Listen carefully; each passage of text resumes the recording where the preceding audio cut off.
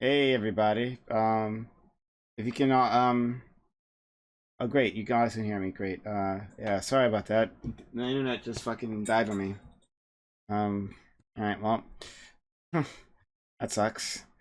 All right, ugh. So we'll start everything back up. Hopefully people are we can just keep going. Hmm.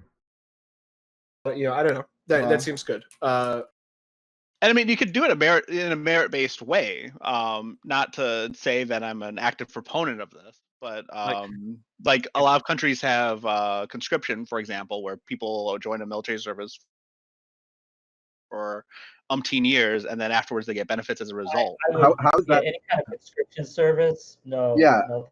As a Well, and this might go back to our ideology thing, where conscription has like a lot of bad connotation. Conscription could be anything from military service to like American. What's the thing that we do when we go overseas and help folks out? The Greenpeace Corps, or something. Peace Corps, yeah, AmeriCorps. Greenpeace Peace Corps. Yeah, AmeriCorps Peace Corps. Exactly that. It could be like an AmeriCorps type setup where you're doing service for the country, but not military service. You're helping infrastructure and whatever else. And then when you've done that for a year, and you get like maybe college credit for whatever you've done, you could also get like permanent UBI as a result of that, something like that.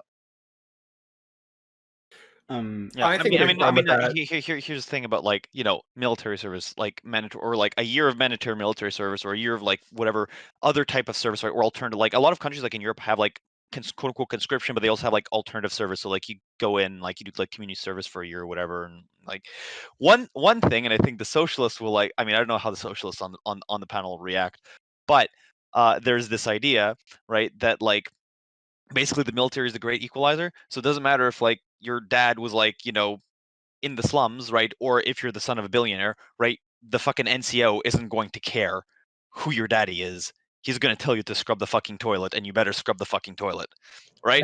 This kind of like like, I know I don't necessarily know how like in theory that's like might be, but like even then it's like I don't think I'll tell you the problem right now with that is that the people who are from high income and who are generally privileged won't go into the NCO Corps. They'll go into the officer corps, and the military has a huge problem with treating their officers as way. No. So usually when you have conscription, right? Usually when you have like countries with conscription, you don't conscript people into the officer corps, right? You conscript people into the ranks. But do you think in America that would happen? But like even no.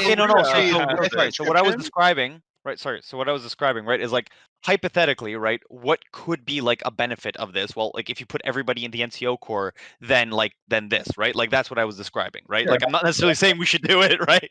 Because like I mean, here's like in Russia, right, where they do have conscription, a major problem, like in practice, right? So I was saying in theory, but like in practice, like what is it, something like 60% of all conscripts are in the bottom 40% of the income population, right? Because the people that are like of higher income just like get fake doctor's notes from people. Like they pay like $2,000 to like a doctor, and they say they're like flat-footed or some shit like that. I'm right? also Or they just stay outside the country until they're 27. Something that I think that is important to point out is that a lot of countries have conscription. Are countries that are either have like a very obvious purpose for their military, like South Korea, defending against the North, or they're a country that don't use their military for many things. Their military is just kind of like a self-defense force. America's not that. I'm worried that any kind of bolstering of the military of size would also make it more likely that we would use the military. I don't think that more wars is. I'm not an anti-war person across the board, but I'm not. That's not. Military use is not something I envy, or that's something I like using. I think I don't know. Before 2003, there was this culture of people going to the National Guard and using that to help pay for their college debt, right? And like it used to be commonplace and okay because you're not going to go to war. There's no big deal. Everything's gonna be fine.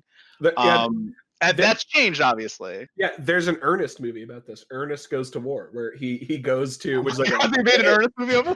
Yeah, where he Ernest. It's like a kid's. It's like kind of like a teenage movie where it's like American redneck Mr. Bean. That's exactly what it is. It's American redneck Mr. Bean, and he goes and joins the reserves or whatever, the National Guard, and then he gets sent to Afghanistan. I can't or Iraq for Desert Storm. So. What are we talking about? I don't know. I'm sorry. I Okay, kind Something of about conscription. I was talking about Conscription, conscription as a way of introducing the UBI. UBI. Oh, okay. Whether or not we can That's print like directly into fascism. Like it's Yeah. not good. It's like I mean, service. I mean, not really. Like, just because you have like a military that's mandatory does not fascism. Like, I don't think anybody would call, for example. I mean, okay, fine. Okay, I was about to say Israel, but like lefties do call Israel fascist, or like Norway and Russia. Okay, and like these are not great examples. Not Norway might be alright. Norway's not fascist. Lefties love Norway my Norwegian history is not great. and But Sweden. I also want to say this Norway goes back did to have a our fascist movement in the 1940s. this kind of goes back to the whole ideology discussion we're having previously too, by the way. Like this whole like, okay, is conscription a bad idea? Well, if it's associated with fascism, yeah, it's absolutely a bad idea. But if it's like an AmeriCorps system, if it's like something where we're just like using a group, and maybe we don't have to call it conscription, we can call it anything else. Like the label doesn't matter. Civil service or something like that. Yeah, You're a service civil something. service or whatever like that. Yeah, like service culture, or like civic duty service or whatever. Yeah, like the civic whatever. Yeah, but so like when I was this is a few years ago. I saw this news segment with one of our generals or colonels or whatever the fuck, right? But he was retired, and he was on there talking about like service, right, and like the benefits of service, and talk about like bringing back like I guess maybe a universal draft, right? Creating like a universal draft, similar to what Israel has, but like less to actually go out and go kill, but but more for the structure to provide people's lives, right? Like showing all the benefits of like having military in your background, like being able to like all the jobs that you get to be a part of, and having a collective experience, right? Because that's what I understand in Israel. It's like everyone like they'll when you meet someone, they'll ask you about your service, like, oh, where what unit you were in, or something. It creates a sense of like united, like everybody went through this type of thing. Exactly. Like ideally, that would happen. I thought that was actually quite fascinating when this was introduced to me. This was many years ago, right before I like my political leanings started to shift.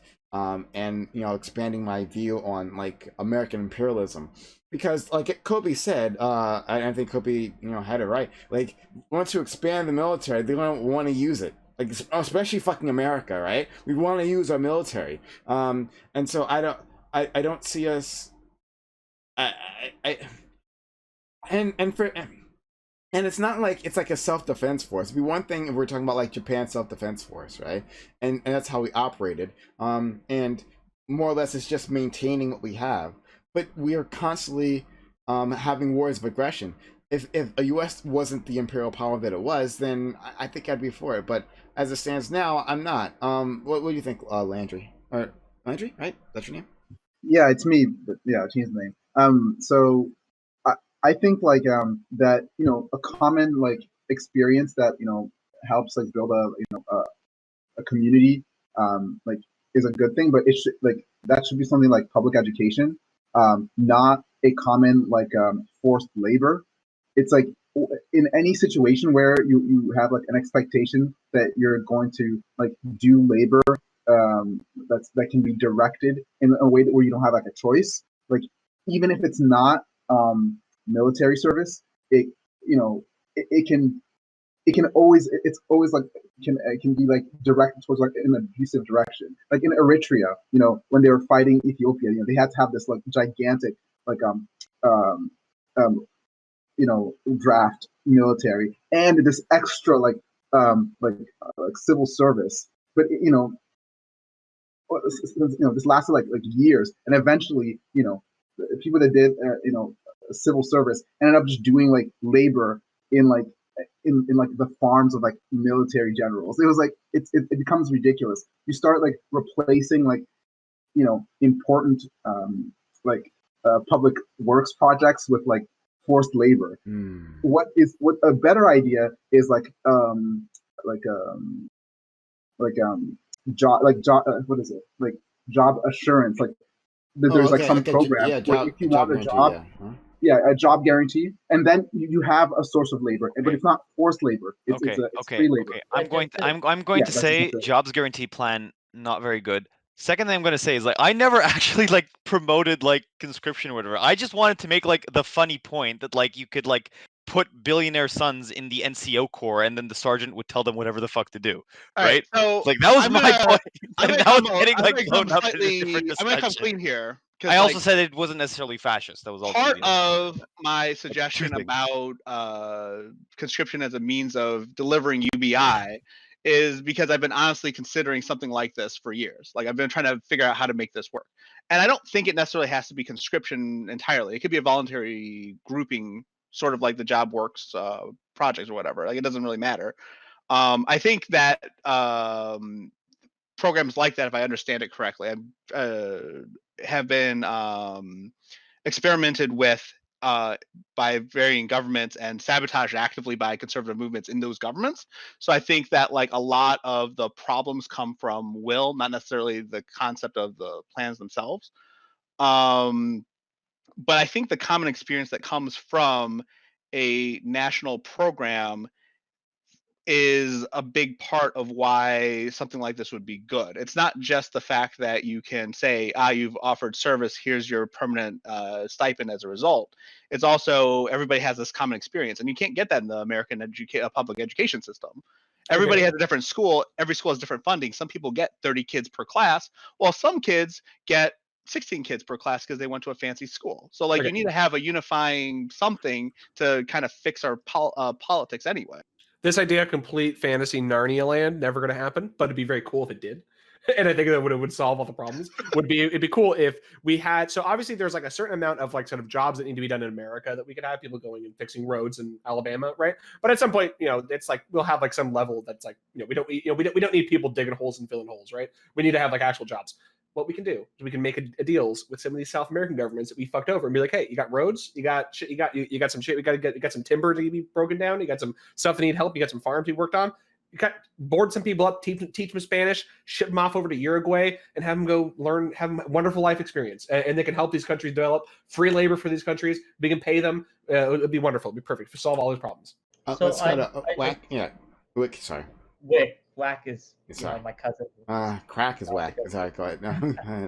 But I would be hesitant to tying something like UBI or welfare or any sort of kind of benefit to the general public to mandatory service of any kind, whether it's in the military or not, simply because these are, in my view, human rights. You shouldn't have to work for them. What is this? Like, how many hoops am I going to have to jump through? You know what I mean? Now, I think there are benefits to military service. I served in the military for 6 years, but tying that to some sort of universal basic income is just a non-starter. And there are so many dangers with creating something where you cannot back out of it, if you're tied into it once you sign up and you have to do it, like the military, it creates a whole host of other problems. The military has a huge problem with suicides and things like that because people have no exit out. There's no off ramp from there.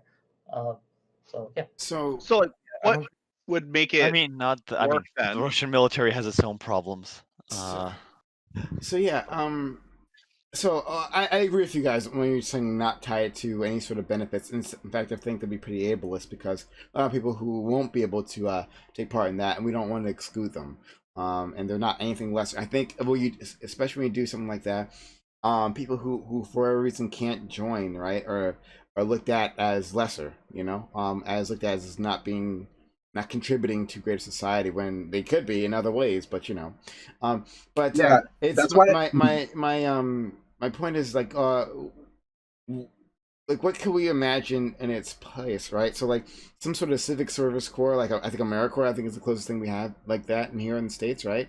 But like would that be even preferable, like to have like, okay, so after high school, right, 2 years into the civil service corps, and we'll send you out and do something for the States, right? Or Canada, if Canada wants to do something similar.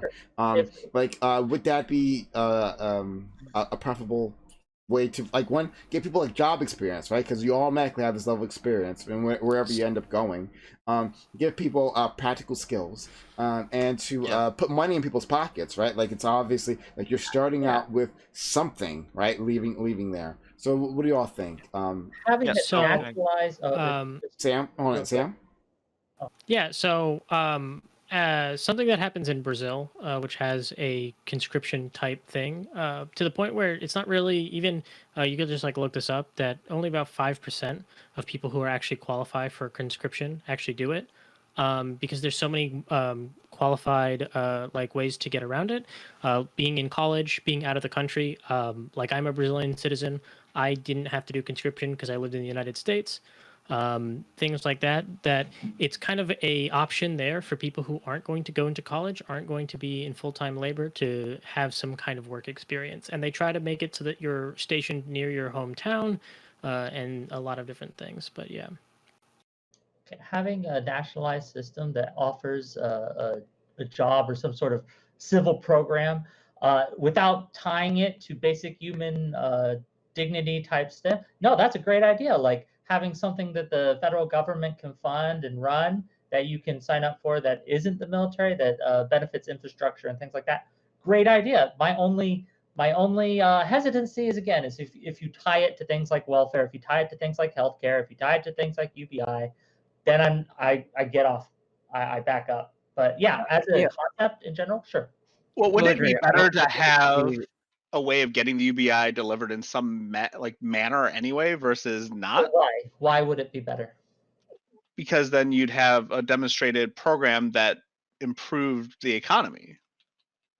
It would be something UBI in general would improve the economy overall. So I would. Yeah, you go, Landry, then we'll go to. I would say. Yeah, I would say that it like tying like some sort of like labor service or even military service to like healthcare or UBI or something like that is the kind of thing that will create this division of like, oh, you're a useful like contributor to the state and you're not a useful contributor to the state, which I don't know, this might be like thinking too far ahead, but that is like the argument for like fascism. It's like just work to make the state better. It's not free.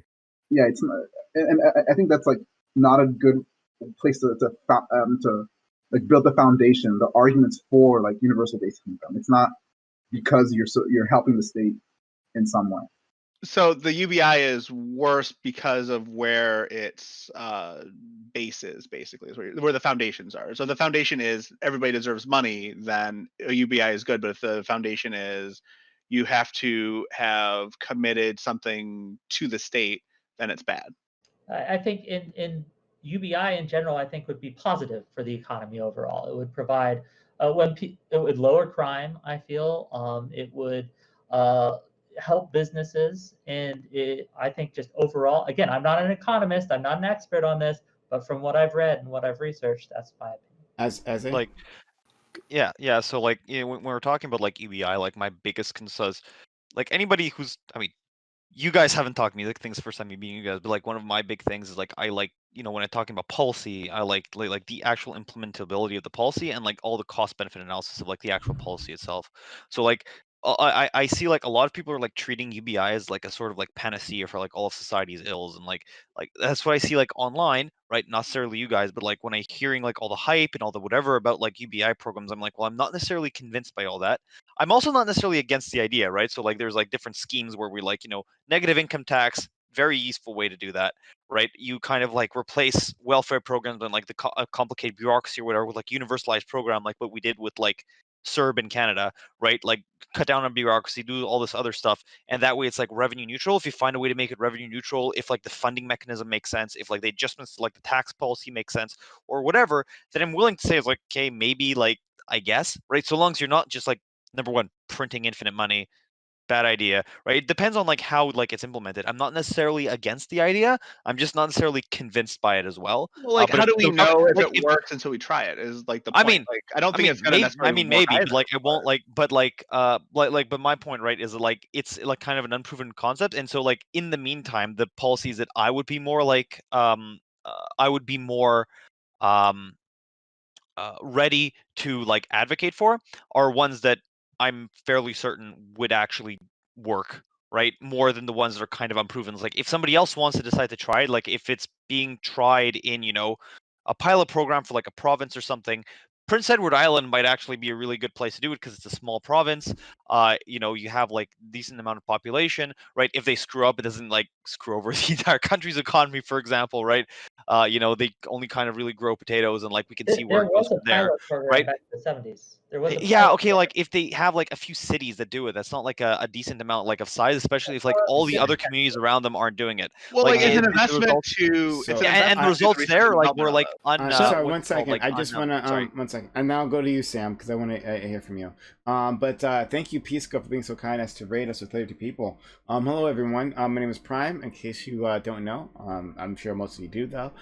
We do these panel shows. Right now, we're doing an open walk-on panel with these individuals here, all members of my audience who've wandered in, and we've somehow wandered on to like a military service tied with UBI, and like what would that actually look like? I don't know. But yeah, we talk about anything and everything here.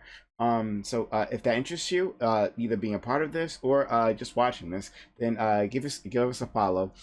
We give you content 6 days a week here. We'll be back tomorrow, especially with our all black everything round table, which will be a lot of fun.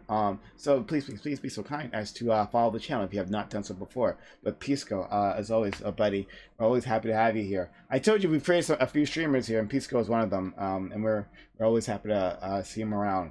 Gamma says, didn't the UBI to don't tie UBI to bad policy. It's almost the only thing I care about. Okay, yeah, our friend Gambit here loves the UBI. He's probably Yang Gang, unfortunately. But Yang, the one thing he did right was like putting the UBI into the public consciousness. I mean, hey, look, Yang was my favorite candidate in the U.S. like Democrat nomination. Okay, like I just loved his approach on everything. He was terrible. But Sam, Yeah, I mean, I'm not a socialist, so I guess that makes sense why I like him. I'd be very interested in seeing what Wick has read, because from my understanding, UBI doesn't actually have any consensus on like if it's like wholly beneficial or if there's any detriment to it.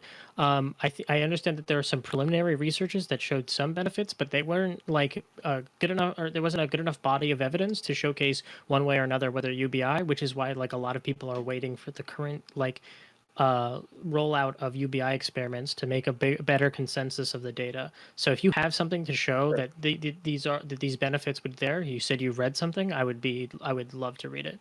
I will get you. I can't recall the title of the book offhand, but it was written a couple of years ago, and it really focused on this happened back in the 70s, back when Nixon was president, and it came up for a vote for UBI. We almost got it. The Democrats opposed it because it wasn't enough. So like this has happened. There has been stuff. I don't know. I couldn't tell you if it's enough. Like again, I'm not an economist, so I don't know if it's enough. But yeah, I'll try to find that for you and post it in the chat if I can. Is it the book Utopia for Realists? Because that book goes into UBI and it goes into the Nixon trial. I believe so, but I'd have to confirm. I'd have to see the picture of the that's how I visualize it. So I really want to see if we could talk a bit about national unity, because I mean I think this is a big thing here, especially within the states right now. People are feel like being torn apart, which is why I brought up that civil service type thing, and that like wondering if that might be a good idea to create that national unity that we don't have here, a shared experience people could draw on.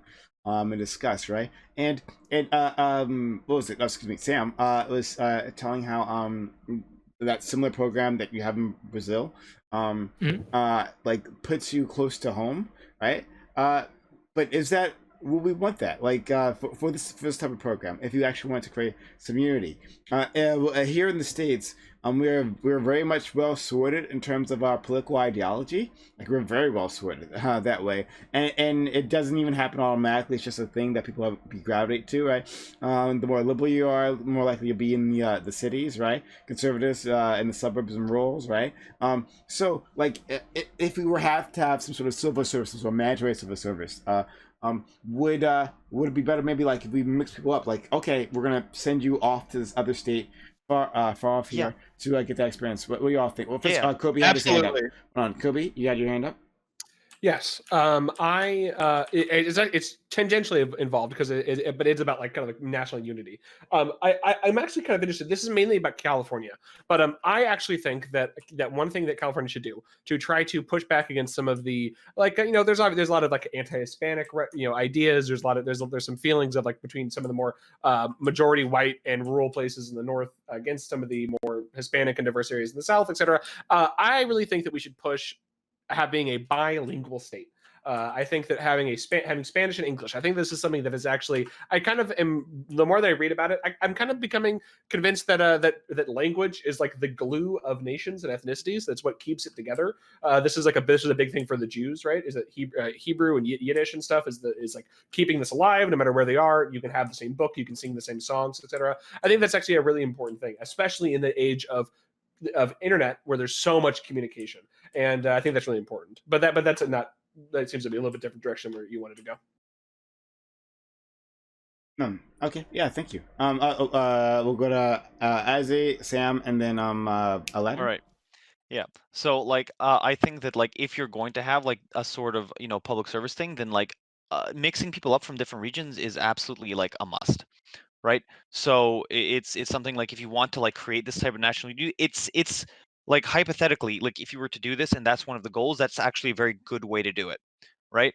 It's actually a very good way to do that because you want people, for example, you want like, because I what I see, right, as Mr. Canadian that's watching American news, right, play out in front of him, right, is that basically the different sides are conceptualizing of the other side in like very harsh and radicalized terms and like very inhuman terms because they don't actually interact with people like that are on the other side, right? They're in their like online echo chambers where they only hear, for example, somebody of like a certain perspective, and so they get like the idea that like the people on the other side, yeah, they're just pure evil. Like they're not people like who have different sets of principles, right? They are like malicious and evil, and this is like happening on both like the right and the left. And my one of my explanations for it is because of the amount of time we spend on social media, and because social media algorithms like feed on that radicalization. Like Facebook and YouTube and Twitter get money from those clicks when you get like when like people get like more and more like polarized, like they make money off of that, right? And so that's one of the reasons that I think that this kind of is happening. It's driving a lot of this force, and so it's driving also creators, right, of like to like self to become more and more radical as like their audience, and like the like the treatment is like kind of like a positive feedback loop in that sense. Like I've been on the internet, I've seen like political discourse on the internet, and it's become like way more like on the edges. Like it's like that drag video where like the Overton window is like shattered and just like pushed right and left, right? Like that's kind of what's happening. Let's Yeah. On the subject of official bilingualism, as a Canadian, I can confirm that official bilingualism is quite based. As somebody who lives in like the francophone province, right? I went to school and I I learned French, right? Because that's the bilingualism in Canada. But one of the things you have to like be careful of is like one of the reasons that it works in Canada is because English and French, right, are the languages of the what's considered like in the national narrative of Canada, the two founding nations of Canada, right? There's the story of the two founding nations, the English and the French. And in this traditional narrative, obviously the First Nations are kind of excluded because reasons, right? Because they're not thought of really in these national narratives, even though personally I would personally reconceptualize of it as like not the two founding nations, but the two plus, right? The three many, right? The three plus founding nations, because like it's the English, the French, and the First Nations kind of came together really to build this country, right? But the reason that English and French work in Canada is because of this like historical connection of English and French, and you're going to get a lot of pushback. Like if you're going to do Spanish, but I honestly do think that like making Spanish a second language, having some sort of official bilingualism, actually does have like benefits on like people. So like if there's like a lot of evidence to show that if you learn two languages in school, for example, right, then you have then that's like that like exponentially like increases like your potential like in the future, right? Like the amount of neuroelasticity, like your resistance to stuff like Alzheimer's or whatever is like greatly increased. So like neurodegenerative diseases and stuff like that, like because your brain, it becomes more elastic, right? Just having learned the second language makes it much easier to do like a bunch of other stuff like in your future. And so I think it's a massive benefit to children. Okay, thank you. We got Sam, Also, yes, sorry. Sam, Aladdin, and then Wick. So, talking about like, I think the bilingual thing is interesting, and I'd like to look more into that. About the moving close to home, I think in Brazil, it's a cultural thing to kind of be part of your family and be interacting with your family all the time. Even in Brazil, like another thing is that youth prison, like if you get convicted of a crime in Brazil and you're a youth, you can go home every weekend to your family, and like that tied to family is a very important and integral thing to like people there. And so like there I don't know if it would work in somewhere like Brazil or from my understanding, but like in the United States, probably like having people mix from across the country would probably be beneficial. I gotta go for now. Thank you for talking, everybody. Have a good night. Have a good one, Kobe. We love having you here, buddy. Bye, buddy. All right, let's go to Aladdin, and then was it Wick? Yeah. So I think the entire point of the conscription, or not conscription, but the national service system would be to help unify the country. Like I think the mixing of people from different states and also different types of regions, rural versus urban versus suburban, is like absolutely critical, because again, we were talking about the algorithms on Facebook. I think that's like the big difference, is that we've got algorithms that put people into these online bubbles and these online communities that they're more loyal to than their fellow citizens.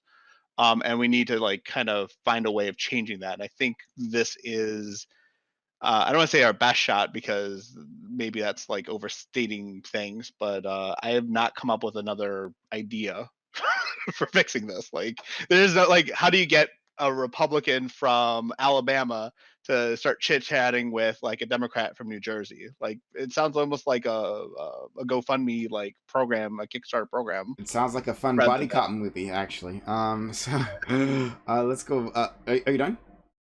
Yeah, I'm done. That's fine. Like I'm agreeing with everybody. Let's go to Wick and then Landry. Okay, just back on the language thing specifically for a moment. And I always thought, and I might be wrong on this, so if I am, correct me, but there is no official English language, or there is no official language for America, correct? Oh, yeah, I know. That is true, yeah. So we don't have one, and I would say that adding any official language, like I think it's a good thing that we do not have an official language. Now, promoting bilingualism, yes, I agree with that.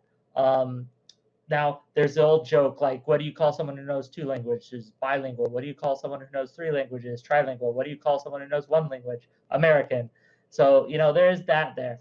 But yes, I think that further promoting bilingualism in schools, as elementary schools and things like that, is very important, and it would lead to an increased understanding of other cultures, which I think is lacking in America in a lot of ways. Now, back to Aladdin's point of unifying the country. No, I think that is a good concept and a good idea, because right now we are not unified at all. I just wanted to state that even though the United States doesn't have an official language, 30 states apparently do have an established English-only language. Red states. I'm looking right now. I'm trying to figure it out. Yeah, that's Landry. Yeah. Well, I guess I'll I guess be the I'll contradict some of this like unity here. It's like, okay, I don't know that the government should be in the business of being like, okay, let's create this program to gain unity in the country. I don't know. It just seems odd. It's hard to tell the difference between fascism and... No, it's not fascism. I'm not going that far. If you're not connecting it to like healthcare or other like government services, then it's not fascism. If it's just independent, then it's just another program. I would say like having these like more of these like like universal like welfare products from the government, like universal healthcare and UBI, will actually provide more political unity, if not, cultural unity, than trying to do this like service thing. Can you explain that further? Because I'm just struggling to see how taking something like UBI or healthcare will unify us politically. I agree, it's a good thing and we should do it. I just don't know if that's one of the benefits, but maybe I'm missing something. Okay. Like, I mean, my understanding is like in the UK, people like from all sides of all parts of the aisle like fight for their healthcare system, because after their experience and like having a common system that everyone benefits from, that like is, they're proud of it. They're like, yeah, this is an achievement of our society to have brought this as a universal right to all of us. Well, look at Social Security in America and how that is dealt with on both sides of the aisle. Like, they all claim to fight for it, but they all just kind of just cut into it over and over again. I don't think it provides unity. So, first of all, I want to just introduce our newest individuals here. Thank you, Chinchilla, for being here. Chinchilla, always happy to have you around, buddy. Thanks for being around. Thank you. Yeah, and we have also Feline Father. Thank you for coming back. Hey, how you doing? All right. We were talking about, this conversation has wandered greatly, but yeah, I was wondering about it. Like, where is this conversation? Yeah, I was here for the Yang Gang memes, but I guess it went into bilingual, and it went into like the NHS at some point as well. I kind of wanted to try to stay focused, and it keeps wandering, but I'm trying to stay focused on creating national unity here, especially in the States. As I think anyone can see, this we're very split. We're a very divided nation. And come up with ideas for that, and so somehow we got on the whole universal like a draft type thing, conscription, and it reminded me of a segment I saw in the news when a general or a retired general or a colonel or something was talking about the benefits of military service, and having like like we did like a conscription, like a mandatory service thing, like they do in Israel, like the benefits that would give us. And I agreed with his sentiment, but like I disagreed with using the fucking military, because fuck that, right? And I don't like putting in further indoctrinating people with like the thought that the military is good, right? And what we do with our military is good. But I was thinking maybe of a national like service, a civics, a service course. So like you go in there when you're 18 or something, just, go for at least 2 years, right?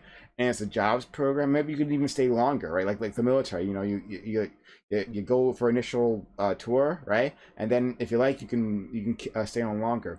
So yeah, maybe you could just stay on longer. And I was thinking maybe we could mix people around from their geographical areas so that they're with people they would never meet. People, new types of people, people of different ethnicities that they'd never run into, people with different political ideologies, right? All that one would give people practical skills, give them job experience, give them structure when some people absolutely need structure, right? And also be a great way of boosting the economy, right? Getting people to do something, and we're actually like getting works done, whether we're building roads or bridges or I don't know, something, right? For the nation.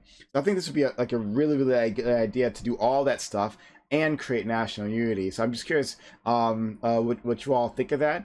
Or do you have a better idea? If you have something better, that'd be great. So hold on 1 second. Feline Father, Chinchilla, and then Zell. Yeah. I was listening. That's why I kind of came on here, because like this is actually something I've been thought about a lot, right? As you know, right, I was in the Army for 6 years, 2 deployments, and like with me, right, it instilled like a very like deep like like civic duty, right, of me, right? I'm like I'm here to serve other people. I'm here to that's what people should want to do. They should want to help each other, and kind of like be in service of those who need you to be in service for them, right? Like I always thought the same thing too, right? I was like, okay, well, maybe forced military service, and it worked out for me, but then I think no, like I don't want to force people into the situations I've been into. And generally speaking, countries who have like forced military service, like conscription, like they need it, like they have it because they need it, right? Like Israel, right? Like they're like in a constant conflict, right, with Palestine and other countries, and like it's like like so they always like put people in there. So I think with France, I think. They always have issues, domestic terrorism and stuff like this, and like they're like in a very precarious place, right? It's set through Turkey, right? And the idea that I kind of came up with was, I would rather want to instill a sense of like community of like a person of like the place that they grew up, as opposed to like national identity, right? So like I always thought of the idea of like during high school, right? Like the last 2 years of high school. They would be a requirement of like to do some public service, right? So like they would work with like the electric company, or they would work with local food bank, and that would be part of like their education, right? They would need to go through this like program for 2 years to actually graduate high school, and in doing that, not only would they learn skills, but they would also integrate themselves into the local community, and then they would be able to better understand like the state of the community, the state of the state. They would be able to better like ground themselves in like humanistic like problems, and it would be less of a like a militaristic kind of like indoctrination, and like you wouldn't be indoctrinating with like a national identity as much as a like a deep understanding and like appreciation, and like ingraining them into like their communities, right, and like the local problems then. I think something like that would be a lot more like advantageous. It would have a lot more like you would have more juice for the squeeze, right? Because then you have people that want to stay in their community, and they'd be like, damn, like like I'm here to help. Like I didn't know it was such a bad problem. They'd be more likely to like want to like, or at least I think they would, right? They'd be more likely to want to like continue that kind of service after their program, right? And on top of that, the state and your community would have young blood to help out, and they would have a lot more interest in the community. There would be more ability to do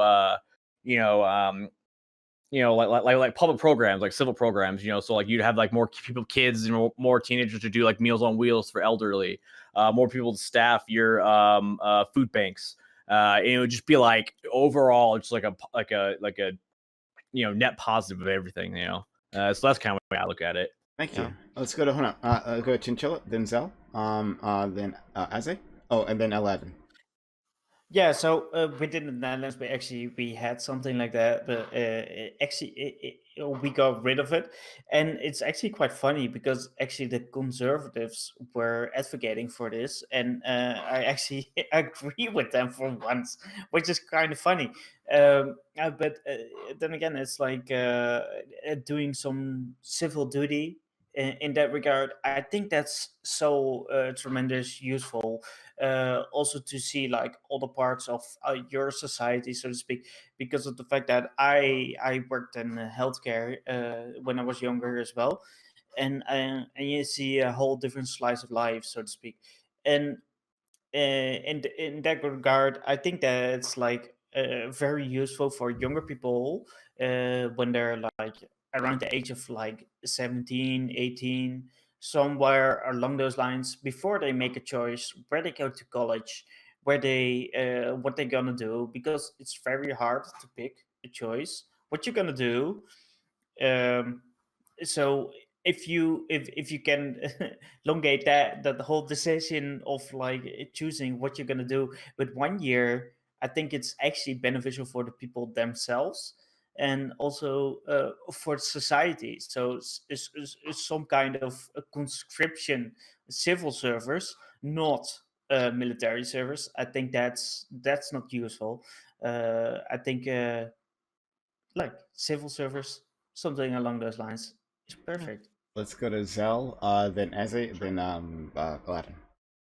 I guess my thoughts on it is that as long as there are organizations and groups that fundamentally don't want unity in a country, and as long as we're being tolerant of them, like for example things like what was in the news this morning, Rebel Media, the overtly fascist news outlet in Canada. It's demonetized on YouTube, but they're courting the Conservative Party. They fundamentally want Native people to essentially die. They don't want immigrants in, whether they're Chinese or whatever. With people like those being tolerated, you cannot unify with these parties.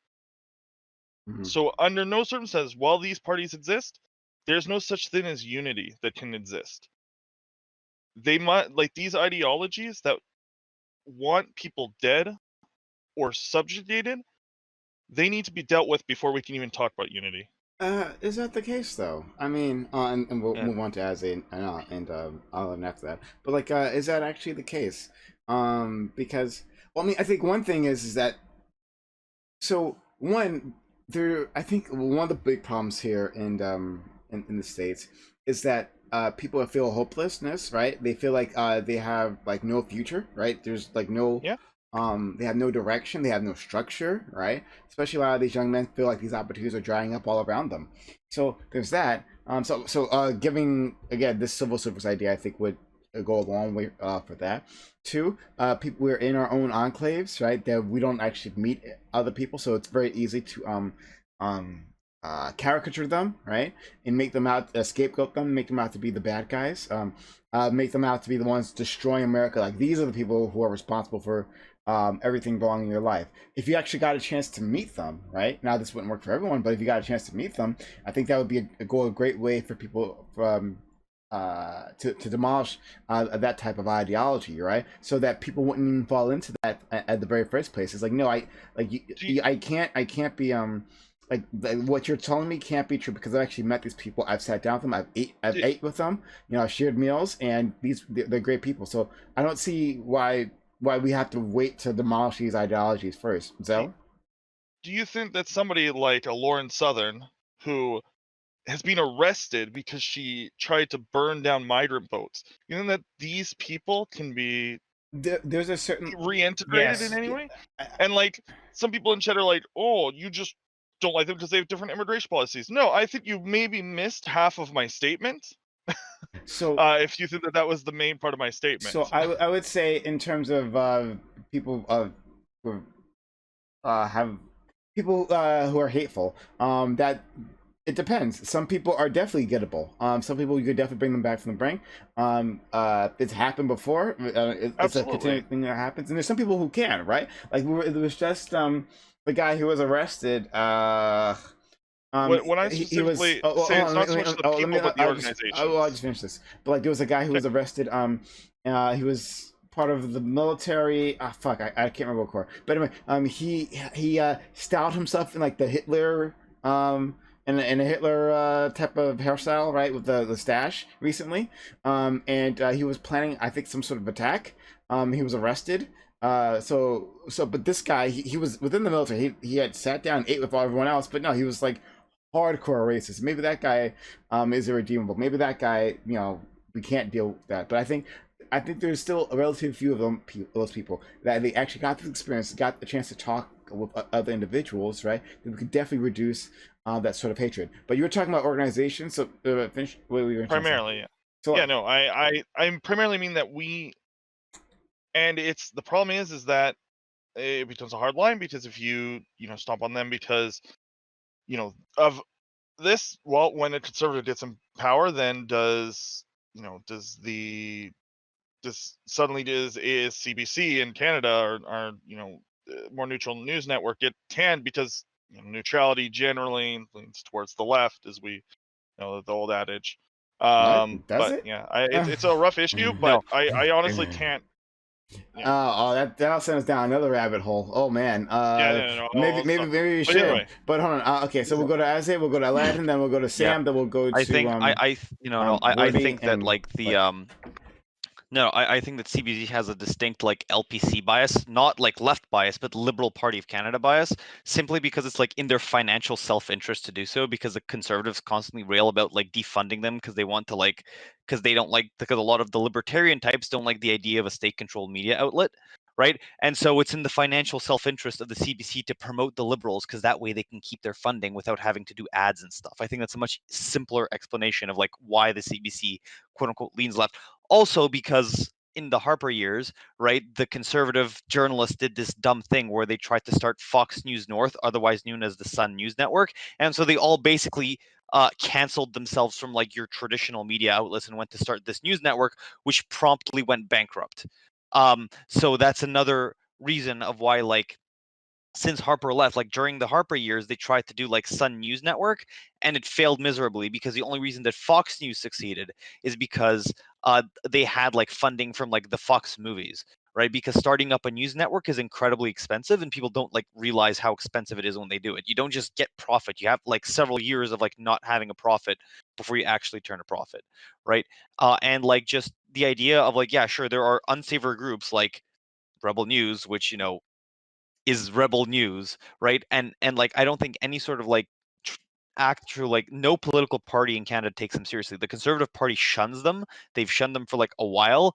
O'Toole is a bit of a dummy, like a very very big dummy, right? But Ezra Levant is like an absolute dishonest like hack, right? Like I remember like a story of like, like what is it? They claimed to have like this exclusive interview when it was really just like a staffer wrote like a bunch of email responses like in a very like traditional manner, right? And like they pass it off as an interview, and like basically because O'Toole's doesn't know what he's doing, right? But like the Conservative Party like institutionally shuns Rebel News, right? Like all the established political parties shun Rebel News, right? Like that's not like, so even if like, yeah, they're like the hard, not the hard right, but they're like the hard slash like they're the furthest right news outlet we have in Canada, right? And like all the mainstream political parties shun them, except for like Maxime Bernier, right? Who at the moment, right, only basically exists as like the head of the quote unquote People's Party of Canada, which is just like a glorified grift for him right now. Like he's sitting there doing nothing and like getting $140,000 salary for just sitting on his ass and like tweeting. That sounds like a Like, conservative. well, no, okay. Maxime Bernier is like grifter number one, Yeah. right? Like I have a very good case as to like why he's a grifter, and he grifted off the far right,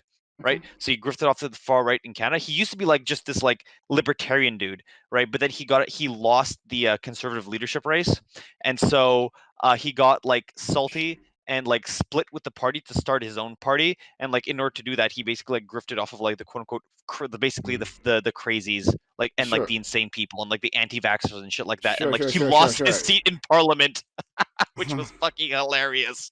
The seat in parliament that like his family had for like generations. I don't want to get too lost in this, but thank you. Yeah, sorry. No, that's fine. Thank you. Anyway, so yeah, but yeah, no, so just like, because I want to leave soon because I want to go to bed, so can I just have like a closing statement for me? Sure. And then I'll like, okay. All right, yeah, thanks. So yeah, no, so like just the last thing I wanted to say was that, like a lot of these people, like they're like a very small minority, and you can't just say like, well, we're not going to do this because like all of the opposition, right, or like the people that are the opposition are like these crazy people, even though like the mainstream opposition like shuns a lot of these sources. But like before I leave, right, so I'm going to leave. I'm going to, I'm going to take this opportunity to just a second. I just gotta get the thing up. So everybody, like get if you like kind of if you enjoyed my my presence on this thing, I'll just send a link over to chat. I'll send a link over. It's like all of the stuff of my friend Katarana. Plus subscribe to her and her stuff. She does great things. And yeah, so subscribe to her stuff. She does great things. And I'm kind of just let's go. I'm friendly neighborhood Canadian over here.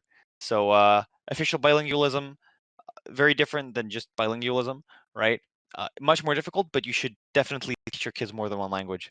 Americans, it definitely helps everybody, right? Doesn't matter what the language is, right? So long as it's 2 languages, and having bilingual like services helps people that like a lot of the like it would help a lot of the illegal immigrants actually get like access to like stuff that could prevent them from like getting abused by like employers and stuff because they actually have stuff in their language, which might help it depending on if but like it might help in that respect.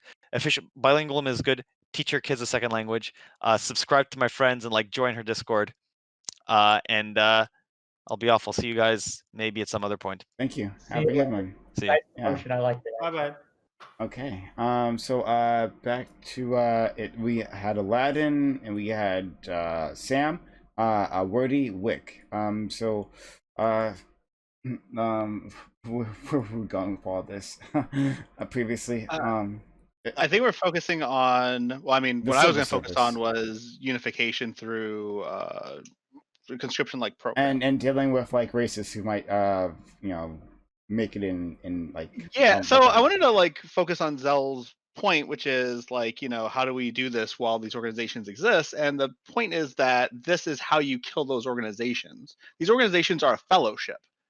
They are a place for people to like gather around with like beliefs. And if you change those beliefs by creating a system where you can interact with folks who aren't your typical neighbors and become more woke, I guess is what I'm going to use here, then you're less likely to stay in the organization in the first place. Like you have to have some alternative to create to kill these organizations. You can't do like a top down. Okay, you can't be a fascist anymore. That doesn't work.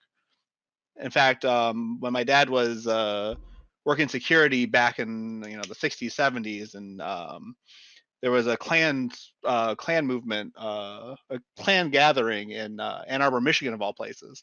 One of the things that happened was that their Klan members would bring their kids to these Klan rallies so that the public would shun them as a group, make the kids feel excluded from the outside, and make those kids more likely to stay in the Klan when they grow older.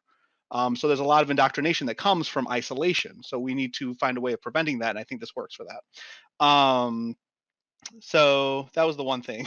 We went in a lot of different places. I took notes. So I'm just trying to. I think this kind of feeds into the other thing I was going to say, which is like unity with folks who you don't like and humanization. Like it all kind of ties in. Feline Feather, I think, was saying that we should have it more local than national, and I wanted to kind of suggest maybe that you could do both. You could have it start off national, I would say, a removal from your typical environment, and you can get a whole new experience.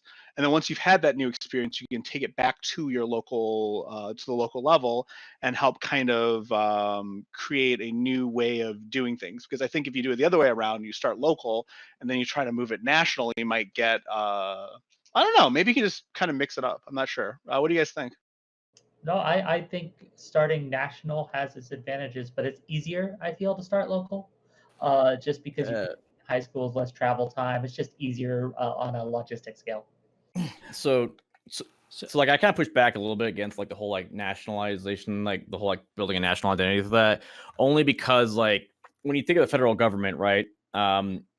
You don't think of like, them needing like a whole bunch of like 17 and 18-year-old kids to like do things, right? It's not like the federal government has like, a whole bunch of like national programs or where they need like a whole bunch of people, the kids, to, like go around and do a whole bunch of stuff, right?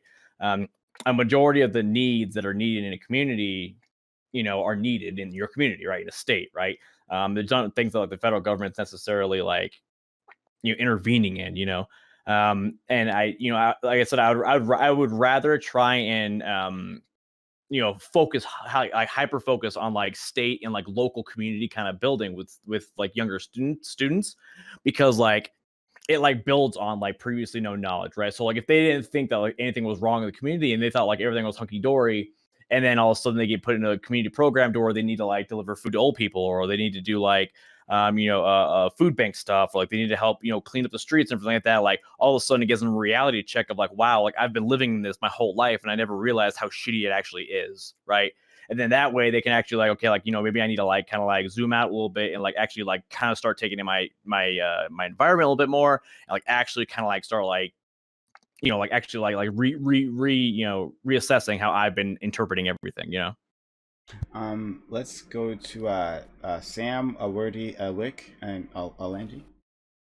So I think going back to these like groups that are exclusionary and trying to incorporate them in, I think Aladdin made a very good point about like how continuing to kind of isolate them can lead to further generations of people being radicalized. Another thing is that What I found useful is sitting down and talking to people who have these underlying ideas that might lead them to radicalization, and talking about what their underlying problems are that have made them reach these conclusions.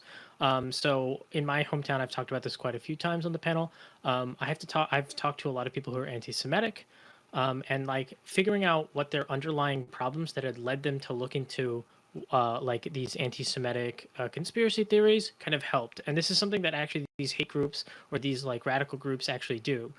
Like you could look at like KKK initiatives to help people with drug addiction or help people with poverty. They help people in these conditions, and they try to help their underlying material conditions. And then they say, look, we're the ones helping you with your material conditions, so listen to us. So like having these conversations and including them in these conversations about what their material conditions are really an important way of de-radicalizing them and getting them to be in a more national identity, if we want to call it that, of some type.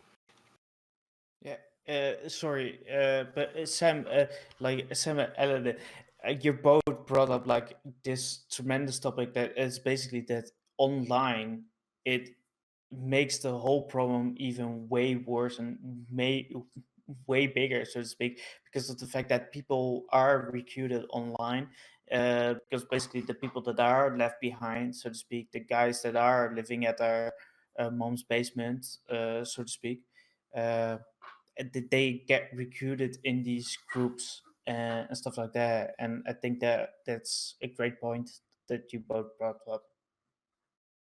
So I think there's a lot of series of issues that ultimately come down to why communities form and reasons. It's not just like on a political level, but it's also a series of like economic factors that are affecting the social.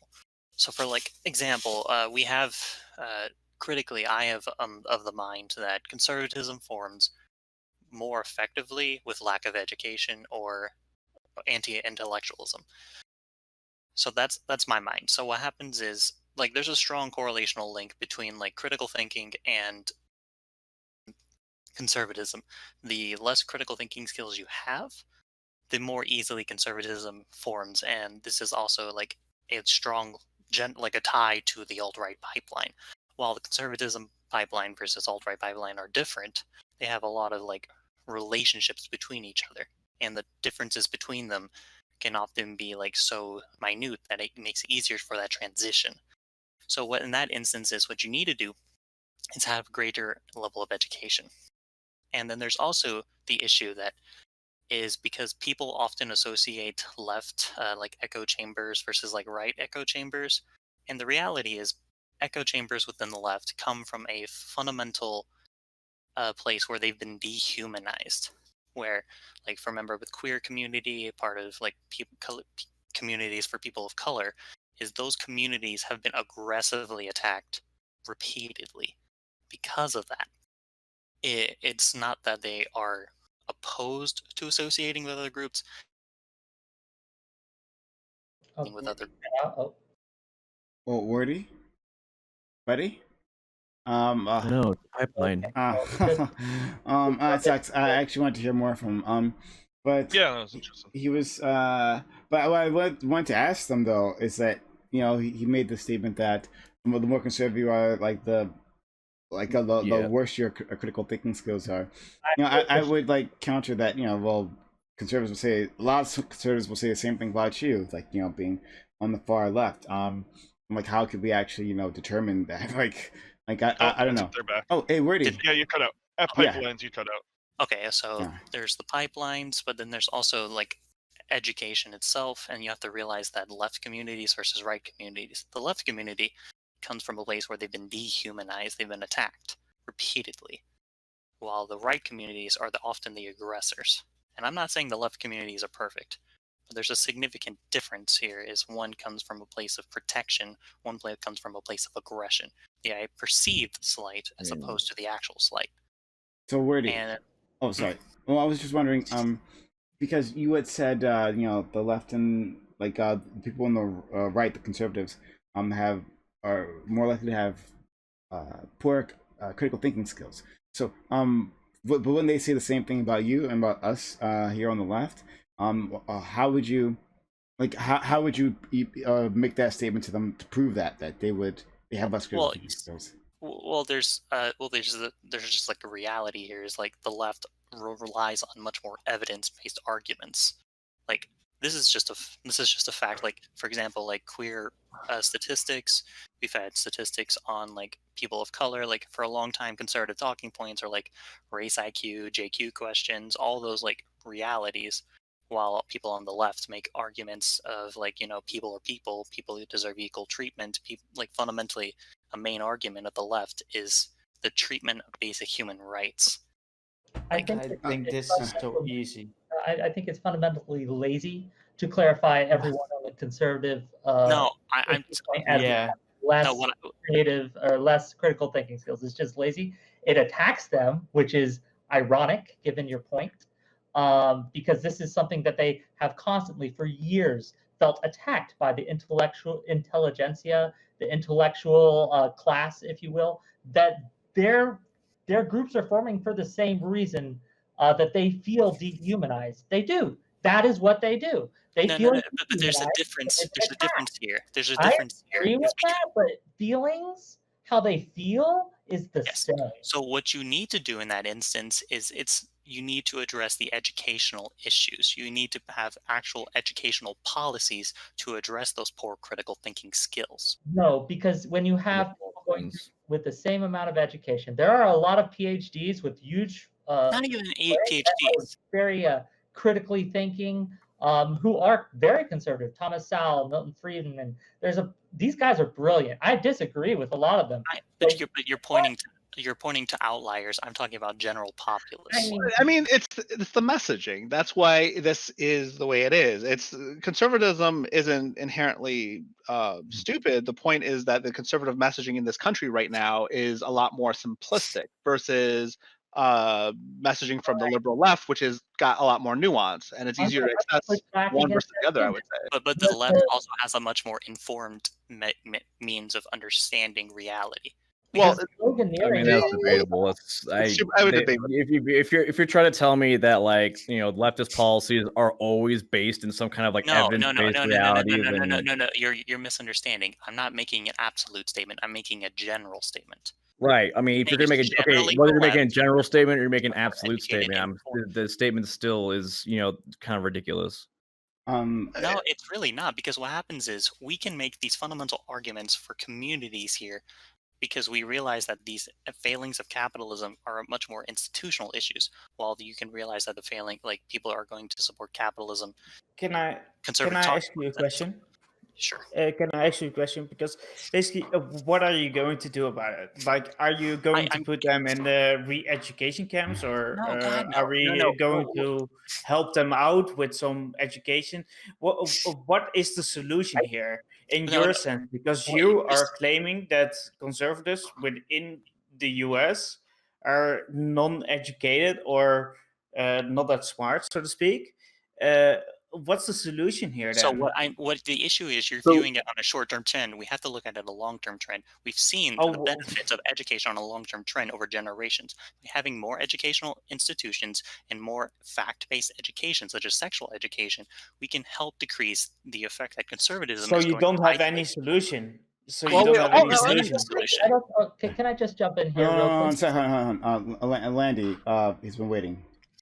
So yeah, this goes back to like what I was trying to say. I don't think that the solution to these kinds of divisions and these kinds of like arguments is to like have this like government sponsored like civil service, because what that's going to do is sort of reinforce the center in some sense. It's like, yes, it's going to make the society more united, but like I feel like what needs to happen is that the material conditions need to be improved, and also like education needs to be provided uniformly in a more transparent way that allows people to develop critical thinking skills on both sides. Wait. So sure. No, finish your point. Hold on. Finish your point, and then I want to hear from Wick. Go ahead. Yeah. Landy. So no, Landy, finish your point. Yeah. I'm saying that like this having like this civil service program as like a nation building like program is sort of like isn't like I'm myself like I'm an internationalist, so I think like just even building like just more of like a national bias guided by the federal government will reinforce sort of like liberal position, which is not necessarily bad, but it's not gonna allow for the type of progress that could transcend these kinds of divisions essentially. Wait, I'm not sure if that was clear, but no, yeah. I think I got it. Quick. So, Quick. Just really push back against this because it's harmful. This is doing actual harm to the discourse. But when you say that one ideology is, but not just the ideology, but the people who follow it are fundamentally less able to think. I did not say that. No. Wordy. This is for Wordy. I'm talking about before my internet died for a second, I was also going to address economic factors. So what happens is in our society, we have people who are more economically isolated. They are deriving less of an income. They have less secure homes. They have less secure food settings, and these all require harder times for work. And you also have to think about how their jobs are often less close to home. That gives them less time to spend, and all these economic isolation policies are basically dividing people. For example, you also have to look at things like suburbia. So the reality is suburbia is even though it's a giant neighborhood, people are fundamentally isolated in suburban neighborhoods. There's less of a community there. So what happens is it's a multi-pronged issue, but there are two specific dynamics that you can work to address. Education over generations. Just because we're in a short-term issue of conservatism versus liberalism, the reality is working through education is a strong link for more left policies. And the reality is education is a good argument to have because it teaches children to have critical thinking skills. And the bilingualism also has people more educated. It also allows people to interact more with different groups of people and understand them better. The education creates greater understandings of people, and the greater understanding of people allows people to engage better with them. When you teach children critical thinking skills, that does not necessarily mean there is no correlation between them going directly into leftist thinking. I'm not saying it's leftist thinking. That's not what I'm saying. I'm saying you literally just said that. You literally said that there's a correlation between education and there's a strong. One at a time. I do want to finish my point here. The way, and this goes back to radicalization, and that kind of language radicalizes people. We have to stop shunning or dehumanizing the other group and the other opinion. I disagree with conservatism. I do. I will fight against it. But it does a harm to the discourse when what you are trying to say is that these people are just stupider than us, which is what you are saying. Whether or not you intend to say that, how many of them matter, because what they are hearing is that, oh, so if we were smarter, we'd just agree with you, which is just, it's terrible. It's terrible. I don't like that thing at all. But what you're doing is you're conflating leftism and you're conflating leftism and liberalism. I'm fine with people not becoming leftists. I ideally would like people to be leftists, but I realize not everybody's going to be a leftist. But I will fundamentally realize that education makes people more left. So I want to let in Zell, then the Latin. Yeah. I agree with you to an extent, except there are studies, both psychiatric and psychological, yes, I can link them, that say that right wingers are more fearful, that less intelligent people gravitate towards racism because it allows them to group up, and that they are less funny. Conservatism are not the same thing. But this is what right-wing ideologies. Conservatives less intelligent people.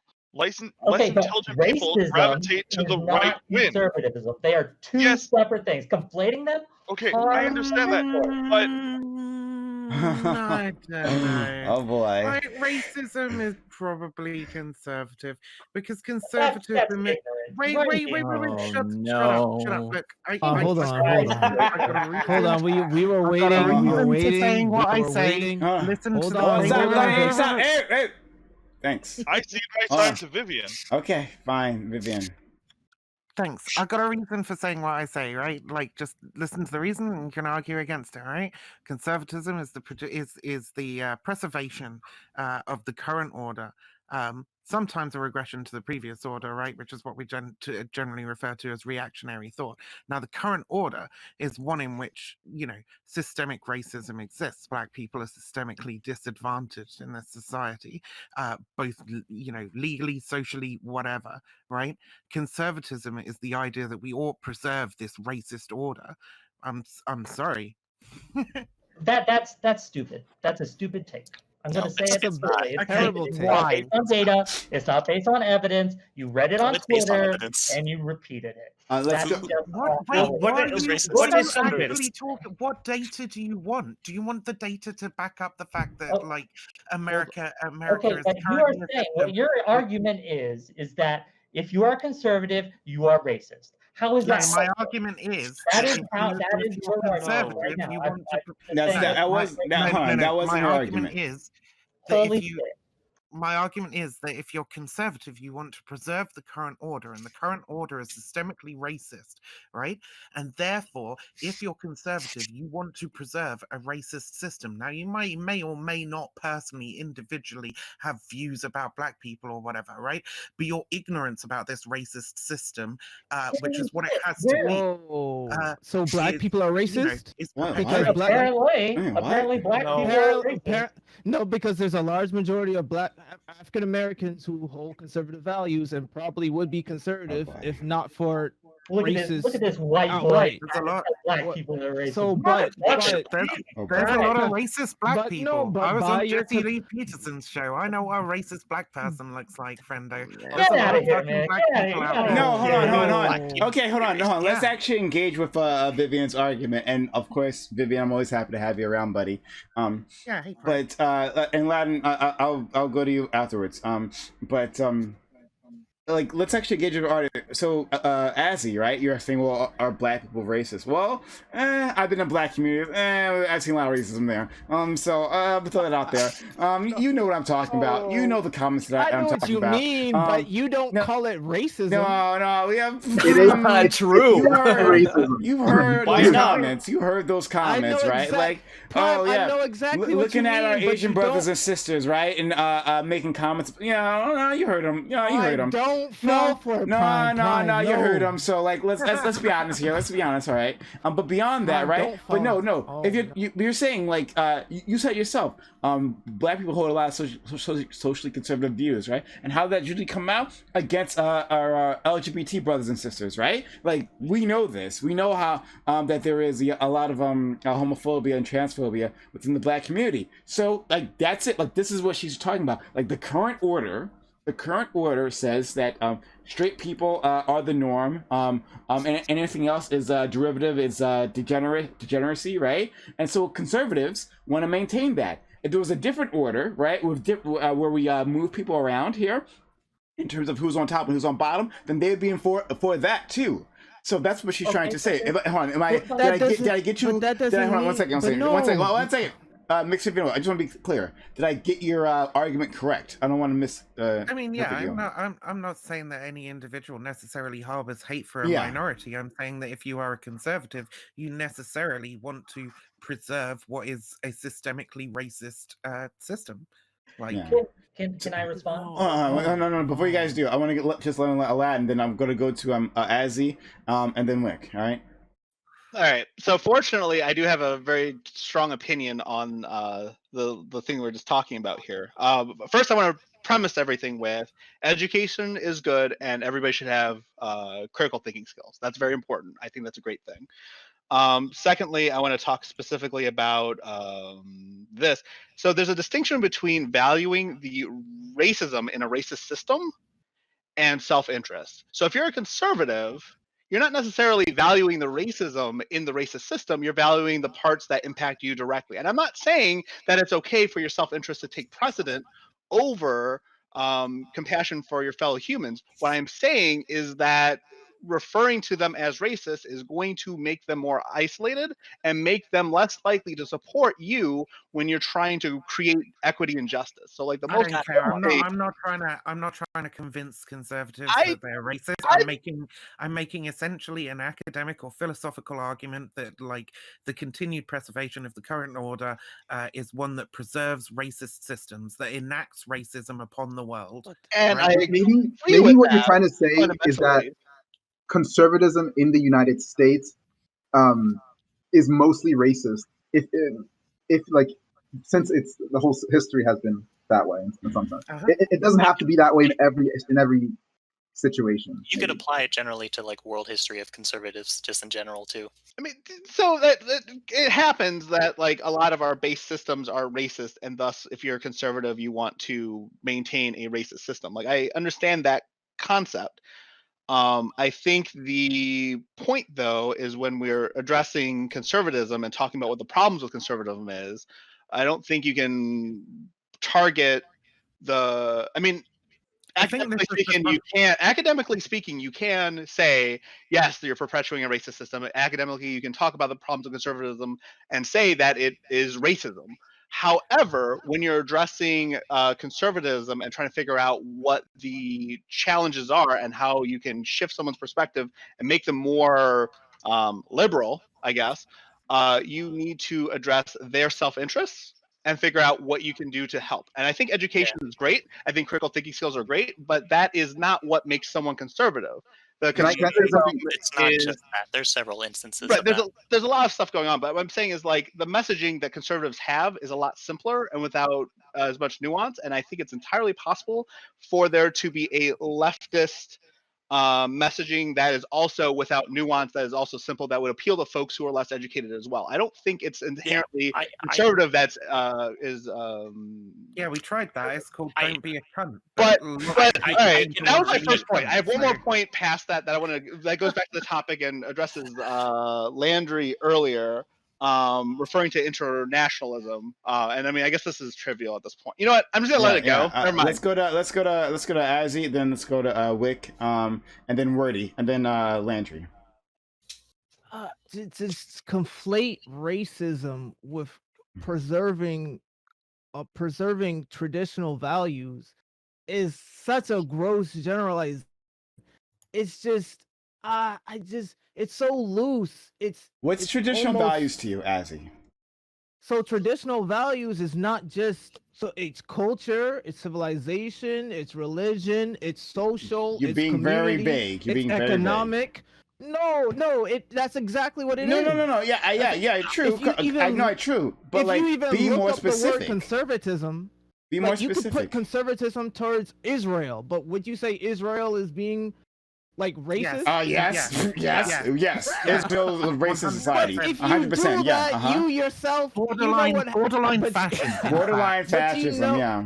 But you know what they would call you if you go out in a public space and say that? They would call you. I don't care. We're supposed to be well, people go here ahead and be anti-Sem.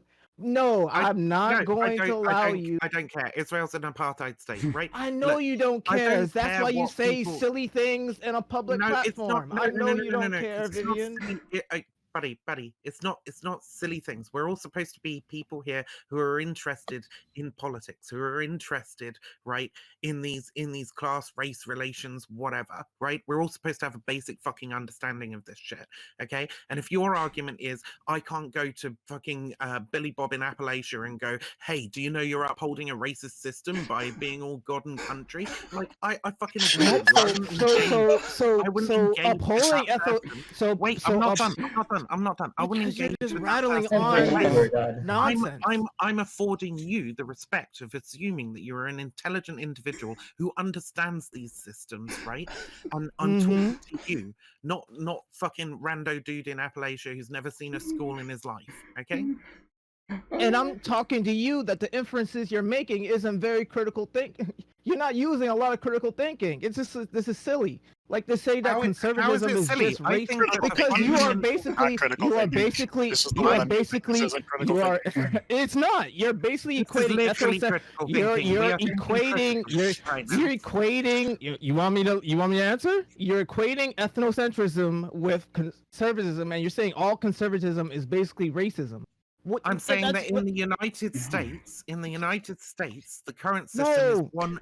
Hold on, one at a What? time. Okay, ladies and gentlemen, all right? Look, one at a time, or that you guys won't be able to communicate. Okay, and Rage comment, I got you down. Don't worry. Okay, so Viv, I'll let you talk, and then of course, Azzy, you'll be able to respond afterwards. Okay, but one at a time, or you guys won't get anywhere.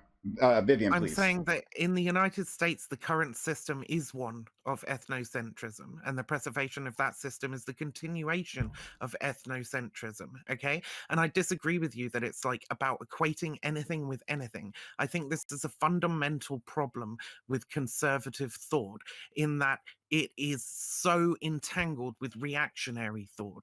It is so in opposition to progress. And as long as you recognize that there are systems of oppression in the world, conservatism is not the way forward. Progressivism inevitably is, because you have to dismantle those systems of oppression. Otherwise, you're upholding them. There is no equivocation. There is no, I'm not making wishy-washy fucking arguments here. This is literally the problem that I have with conservatism.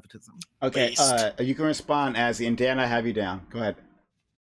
No, I'm just gonna be repeating myself. You just let's move on because I feel fundamentally So can you answer my question? Okay, Can you fine. answer my question before, because I feel like you weren't being specific enough. What are those social conservative social values you're talking about? Like you're saying very general things like civilization, like preserving civilization, traditional life. What does that actually mean? Can you just give me one example, like when you drill down? Give me a socially conservative policy. Try that. A socially conservative policy. Yeah. So if I'm gonna go business sense, right?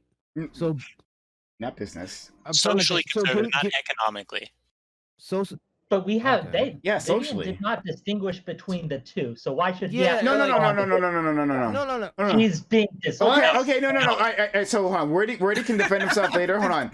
Let's not distract. Hold on. Don't distract. Because Wordy can defend himself on that when we get to him. He's after you wake, he'll be it. But socially conservative.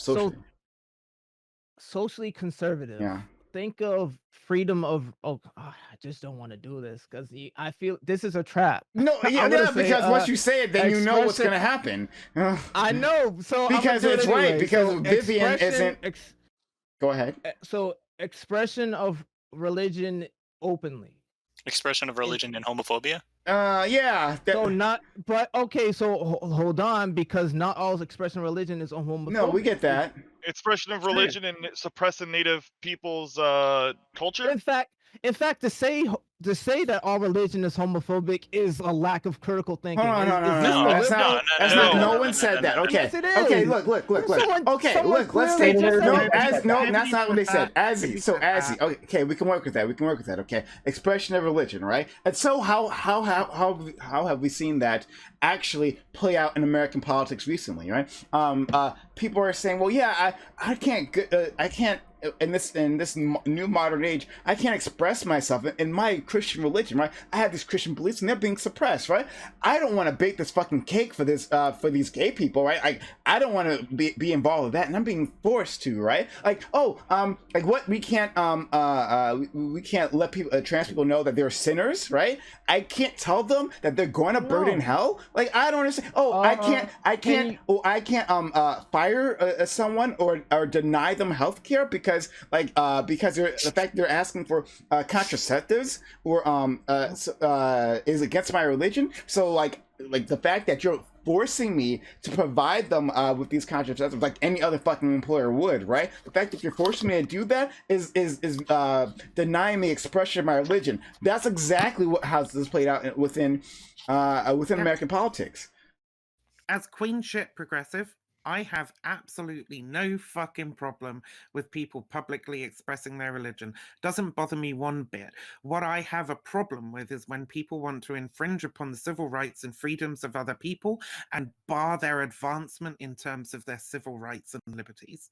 That's it. That's the only fucking problem I have with religious people, right? And unfortunately, in the United States, they seem to do that rather a lot. But if you go to like other countries, like it's not nearly as much of a problem. Here in the United Kingdom, for example, I couldn't care less. I walk past a church, I'm like, that's really nice. Sometimes I'll go in and eat my lunch there, and nobody goes, "Hey, get out, you fucking queer," right? They don't do it because they are socially progressive Christians. So, Ashley, you can go. Sam, I have you down. So this is why I'm saying it's not good. I'm not. So someone's saying in chat, and I'm gonna use that because that's what I mean. I'm not saying conservatism ideals are good, but I'm not going to conflate them with outright racism. No, that's like saying okay, because Azzy, we've already done this. She's already stated that's not what she's doing. That's not what she's doing. Okay, but it is hold on. That is exactly what she's doing. She's saying upholding conservatism is upholding racist ideals and old traditional systems. It's not just racist ideals, it's also racist institutions. Racist ideals and institutions. Thank you for making. This should be really. There's a difference here. Okay. So then we'll try. It's not a, no, there is. Hold on, don't worry. We'll get back. Don't worry. We'll get back to you. Don't worry. We promise we'll get back to you. We'll move on down the list. Wick. Okay. Just to start off.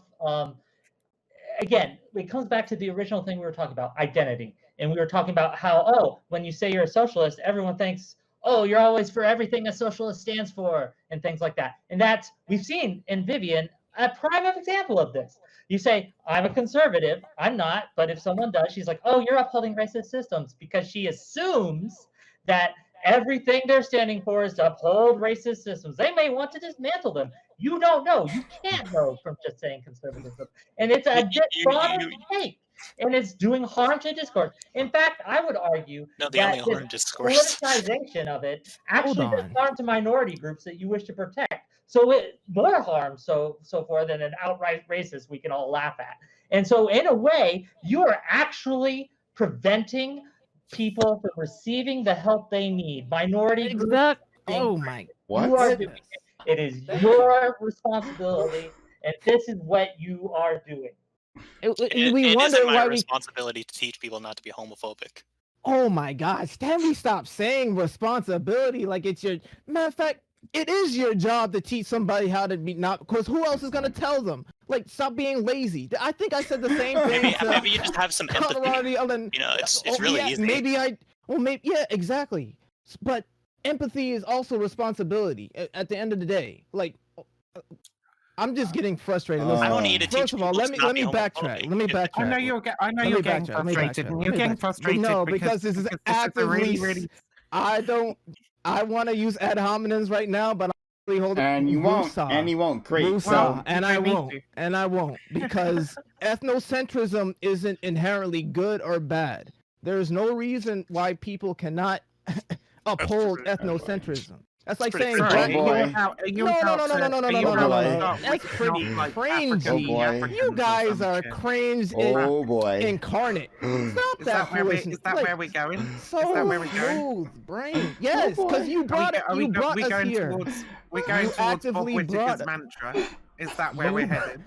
You brought us here, Vivian. You're welcome. Yeah, I'm sorry if I towards the white supremacist mantra of like you can say the same thing on the because you can say the same thing about liberal or leftist policies because they're not actively out here trying to go to the best interests of black and I don't give a fuck about liberals. I'm not a fucking liberal. Hold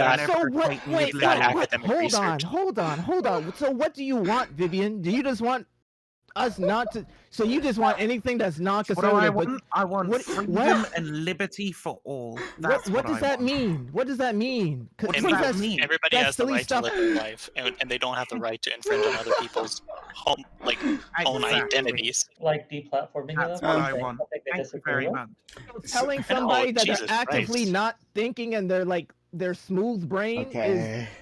is freedom. Okay. All right. Yes. Because, no. And this is why I wanted to pose. We can because Prime said it himself. There was a Christian group who out there, a Christian business who told who was actively homophobic and decided not to provide service to a gay couple. Now, are we going to do the same thing? And I had this and I had a conversation with somebody else. Are we going to do the same thing to people who are racist? We're going to actively not service them. We can't give them home, no title to property, no active ability, and open. We're just gonna tell all the What does this have to do with anything? Where are we going? Hold on, because this is the same type of silly logic that we were trying to use to prove that hey, bad Christians do it to gay people. It's not silly logic. Prime. Can I? Yep. It's not silly logic. No. Look. Hold on. Vivian, you can respond, and you can go back after Hazzy. This is really funny. Okay. Look, it's not silly logic, okay? I can put it in the form of a very, very simple syllogism. I don't care how smart you make it sound. I'm not going to make it smart. I'm not going to make it smart. I'm going to dumb it right down, okay? Really, You're not going to make it smart. Really, really simple syllogism, okay? So it involves two premises and a conclusion, all right? Premise one, all right? The current system is one that is institutionally racist and institutionally disadvantages like various groups of people, okay? The second premise is conservatism is that which seeks to preserve those current institutions and the current state of things, okay? Therefore, right, here's the conclusion. Therefore, conservatism seeks to uphold those structures which oppress and marginalize people. That's it. That's the argument. Vivian, such a simple take, right? What system does not disparage against any group? What system does not? Wait, that helps her argue. Wait. What? No. That helps her. No. Okay, so even all right. No, so she wants to move from. If you agree that the entire current order systemically oppresses marginalized people, then we probably ought not uphold it, right? We probably ought not be conservatives. We ought be progressives. Do you think the entire order does this? The entire, all of it, every single bit? Okay, well, you see, what you're doing is equating individual instances when you have to look at it as a systemic summary. What you have to do is look at each No. This is what you do. In order to make an argument that generally the institution upholds oppression of minorities, you have to look at the entire summary of it.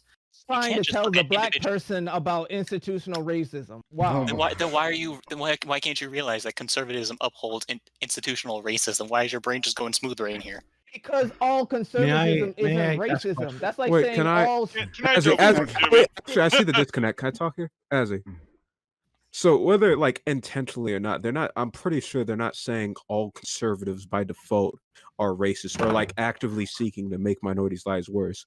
But what they're saying is by definition, and you agree that systematic racism exists, by definition, since a conservative is to uphold the status quo, and the status quo right now is systematic racism, whether intentionally or not, by being conservatives and pushing their values, they are upholding systemic racism and those institutions. It's like having some sort of values, right?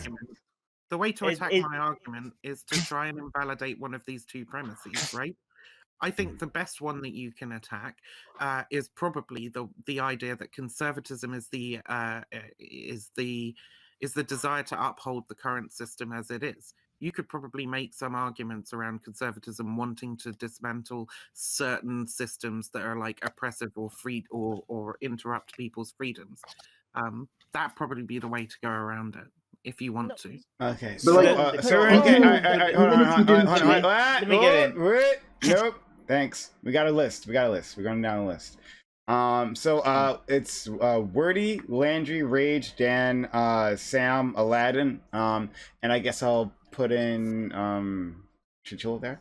I mean, I really don't have much to contribute at this point because like the reality is that even if you can say like individual conservatives are not going to uphold like the institutions themselves as a whole, the party, the group, the group process is to uphold the institutions that allow for the oppression of minorities and marginalized people. It also allows for, I would even make the argument that allows for the oppression of classes. And I would push it to that extent because of my positions. But at the same time, you have to recognize that these institutions are going to maintain that. Okay. Landry. Yeah, you can make like an abstract argument that conservatism isn't bad if the institutions were different. So you can say like, what conservatives just think of different institutions. They imagine a different institution. So it would just be a mistake about the facts, not about like the intrinsic badness of a conservative. Like I'm not saying like if like all these problems had been solved, a conservative wouldn't be a problem, and you know, socialists would be conservatives in some sense if we had like a more socialist situation. So it's like it's not, no one's trying to attack like some sort of fundamental thing about conservatives being bad. I think that's no, it's not like they're intrinsically bad people. I just think that they're wrong about some shit, and we're all wrong about some shit. It just so happens that they're wrong about shit that makes them support a political and cultural movement that infringes upon the civil rights of marginalized people. All of you are wrong about shit, not me. Rage. Okay.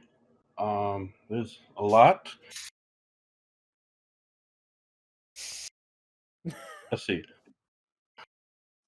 So I agree that systemic racism exists and that conservatism upholds a lot of institutions that support like the status quo. I guess to ask the question, we've made a separation between social conservatism and like economic conservatism in this discussion. There's really no right? distinction. The economic upholds the social. Okay, well, then I would. I don't know. I'd be interested in what your distinction is, rather than like trying to put an understanding on you.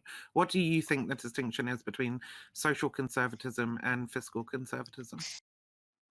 I think for me, fiscal conservatism is like the idea that, rightly or wrongly, that individuals should earn what they get. So like the personal responsibility thing.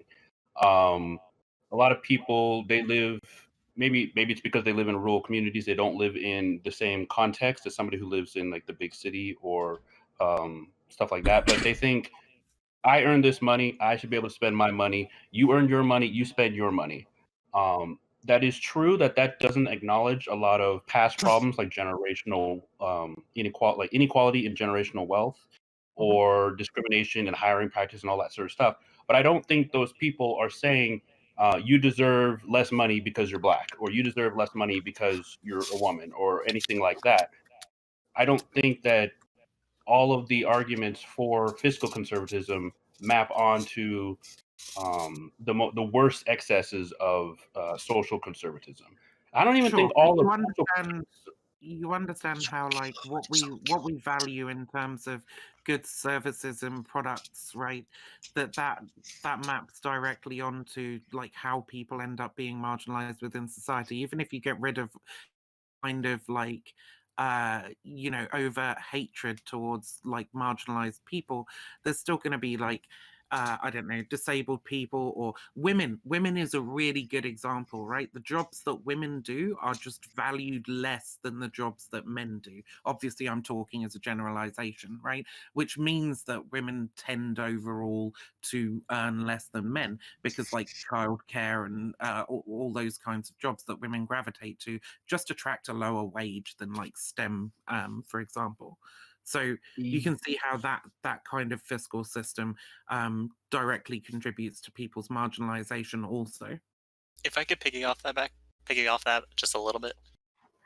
Okay, so like there's also the reality is like you can just for example, you can make a clear link between like social and economic conservatism. So for example, socially black people have been prevented from achieving significant educational means in order to derive an income. Because of that income, they themselves are unable to fundamentally achieve the same level of parity on an economic level of white people. And so that's an example of how social conservatism feeds into economic conservatism. My distinction is there's really no distinction because they are both related to each other.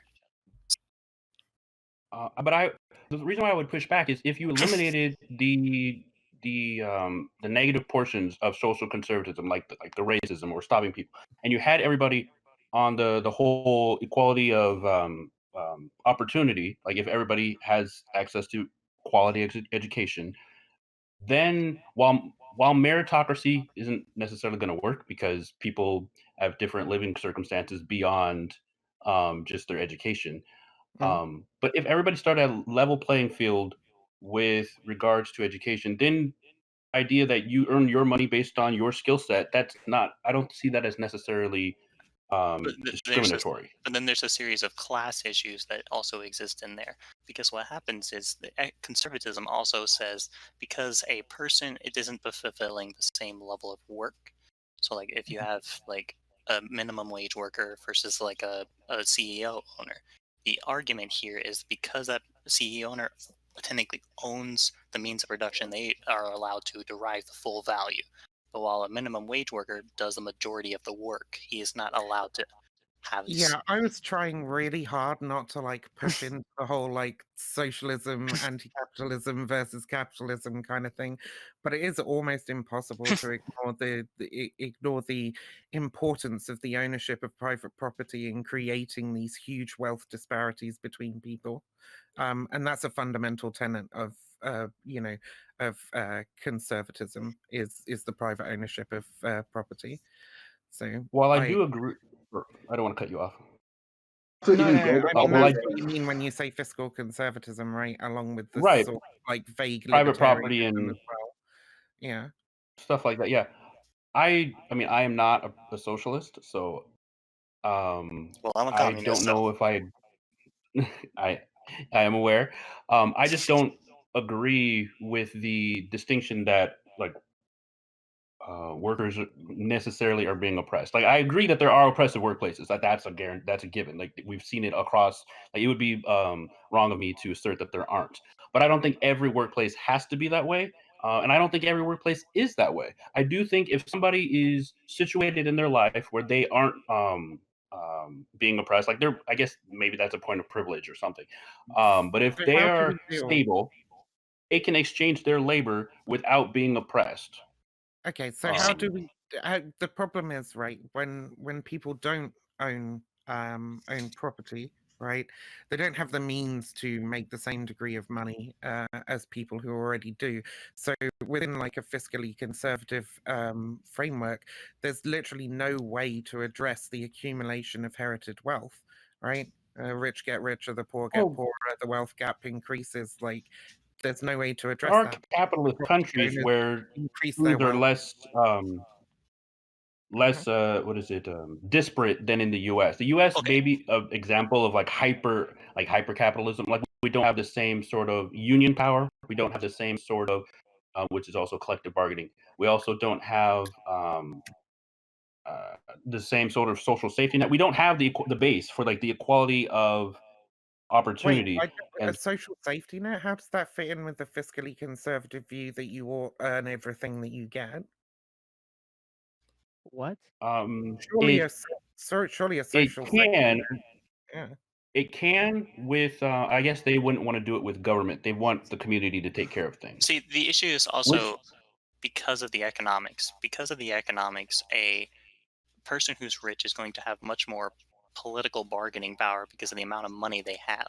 Because of that, they are more easily affect policy that supports their positions as opposed to people who are poor. That poor person is going to have to work much longer, much harder, and have less time to be able to collectively organize. So that's the issue here, is because the economics feeds into the political, the economics feeds into the social feeds into the economics, political feeds into the economics. They're all related to each other.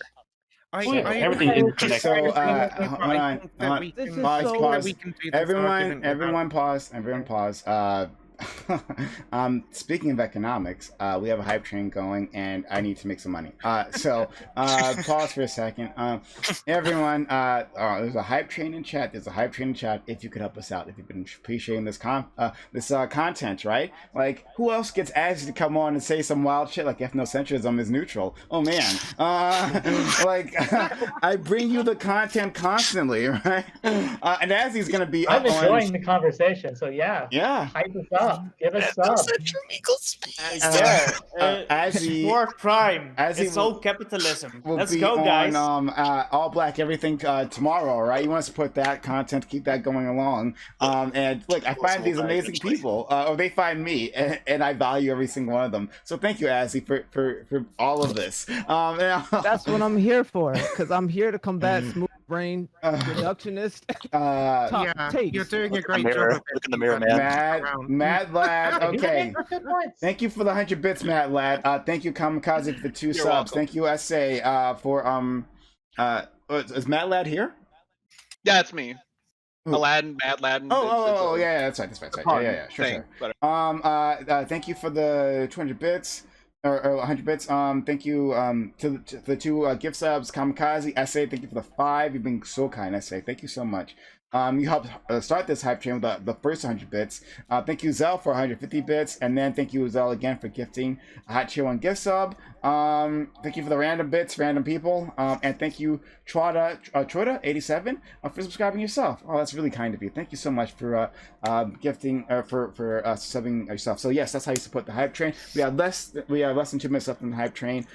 If you have not subbed yourself, if you're enjoying this content, you haven't subbed yourself, now's the time to do it. Now's the time to jump on. Now's the time to keep this content going and growing. Cannot do it without you. So only $5. $5 is what it takes to keep this content alive. There are many options to sub. You can sub yourself. You can multi-month sub. You can sub for 3 months and save 20%. Sub for 6 months and save 30%. You can also use your Prime Gaming free sub here, and we give you a lot of content that's worth it. And trust me, it's worth it. And crazy shit keeps happening. You were here yesterday for all that magic, right? Like if for those of you who were around and saw what happened yesterday, that only happens here. This only happens here. You don't see this on any other channel. So if you want to support it, want to keep it alive, now's the time to do it. So jump on in. Thank you, Zell, for gifting another hot give one 2 gift sub to no, you're continuing your sub from Tom Foolery. Okay, that sucks. Our good friend Tom Foolery, our good fallen friend. We have less than 30 seconds left in the hype train. If you could help us out, don't let the hype train die here. It'll be only a level 1 hype train. Let's see if we can get to level 3. Let's see if we can get to level 3. Now's the time to jump in if you haven't done so already. Support the channel to keep this content going. And come on, guys. Let's go. Anyone out there? Any more heroes out there? Last. Oh no, I don't think we're gonna make it. No. Thank you for 100 bits. No, we didn't make it. We didn't make it. We didn't make it.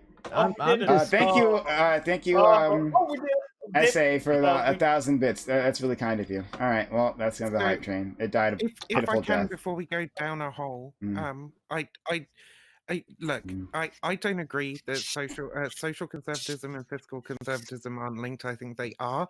But, you know, if the conservatives or the people arguing against me on this panel want to make that distinction, I would much rather not have another boring ass conversation about communism versus capitalism. And if we just want to talk about social conservatism, that's fine. I will amend my statement for now to say that, you know, social conservatism Vivian, upholding of racist. No, let her amend it because she realized how dumb it was when she. No, I don't think it's dumb. I can also make the argument that fiscal conservatism upholds racist structures as well. Yeah. But I want to focus in on one particular argument rather than dancing around all over the place and making and getting bogged down in an argument about socialism versus capitalism, because that's incredibly boring. We've had it a million times. Systemic racism for a moment. No, but let me like say also is like I will not change my positions on this, but I will be willing to only discuss social conservatism in this instance. Okay, can I ask a question? You sound like a conservative to me, bro. So hold on, there are lots of people. Logical reason. There are lots of people in line. Hold on, you haven't proved me wrong. I gotta move things along. All right, so and Dooby, you're in line. Don't worry. So let's go to Dan. Then Sam. All right. Well, that conversation really moved along, so I'll try to be quick with some points that might have already passed now. So first of all, semantics matter to conservatives, so it should probably matter to us if we're trying to convince people to come along to our side. Like saying things like conservatism is racism, which is what I heard. Maybe I misheard whenever Vivian came on, but that's the kind of stuff exactly that what you heard. yeah. So that's like statements like that are the kind of statements that make conservatives think that we're as dumb as we know that they are. I don't Sorry, care. Ashley, but I had to toss it at you. I feel like if you were to just say like conservatism is not racist, but American conservatism preserves racism, that would make a lot more sense to people who are centrist and right leaning, Yeah, and you would bring a lot more people onto your Did you ever side. look at Boris Johnson? That's literally the argument I've been making. Yeah. No, Yeah, we're but not we're saying okay. that. No. Boris Johnson. Oh We my will not. God. Vivian, you get no Look, pass on this. okay, You Jesus could Christ, amend- shut up, Behind. shut the We're fuck about to up. agree on Oh this. my Why don't we just say God. that that's what's going on and just call it good? Yeah. Like, Dan. there's no reason to like. Yeah, exactly.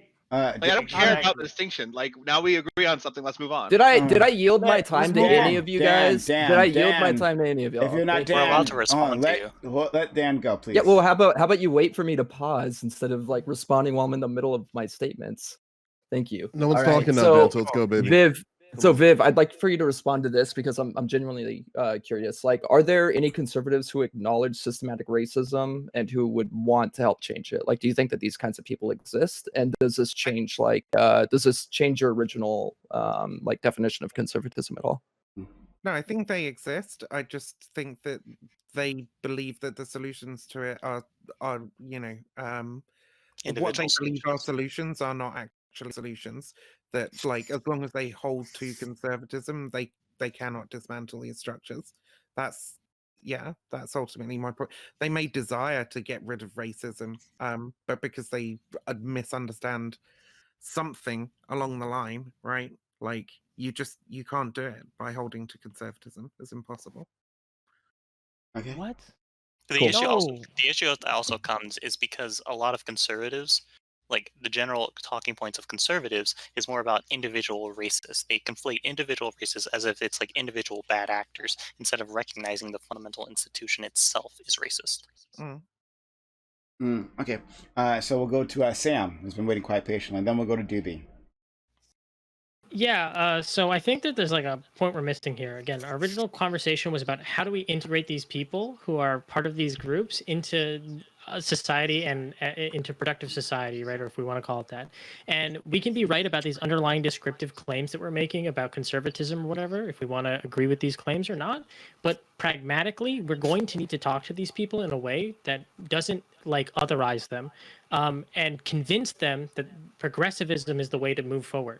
Whether or not you want to convince people, because I know Vivian's going to say, I don't want to convince people, I don't care. But in reality, in the real world, we have to convince these people, because if we don't convince them, all it's going to do is isolate them and make them more radical, as we've said in the past. So unfortunately, I really love having this academic discussion about whether or not conservatism perpetuates these systems. But in the real world, when you're talking to a conservative, they don't care about the academic definitions or these academic conversations. You realize I talk to conservatives all the time. I have friends who are conservatives.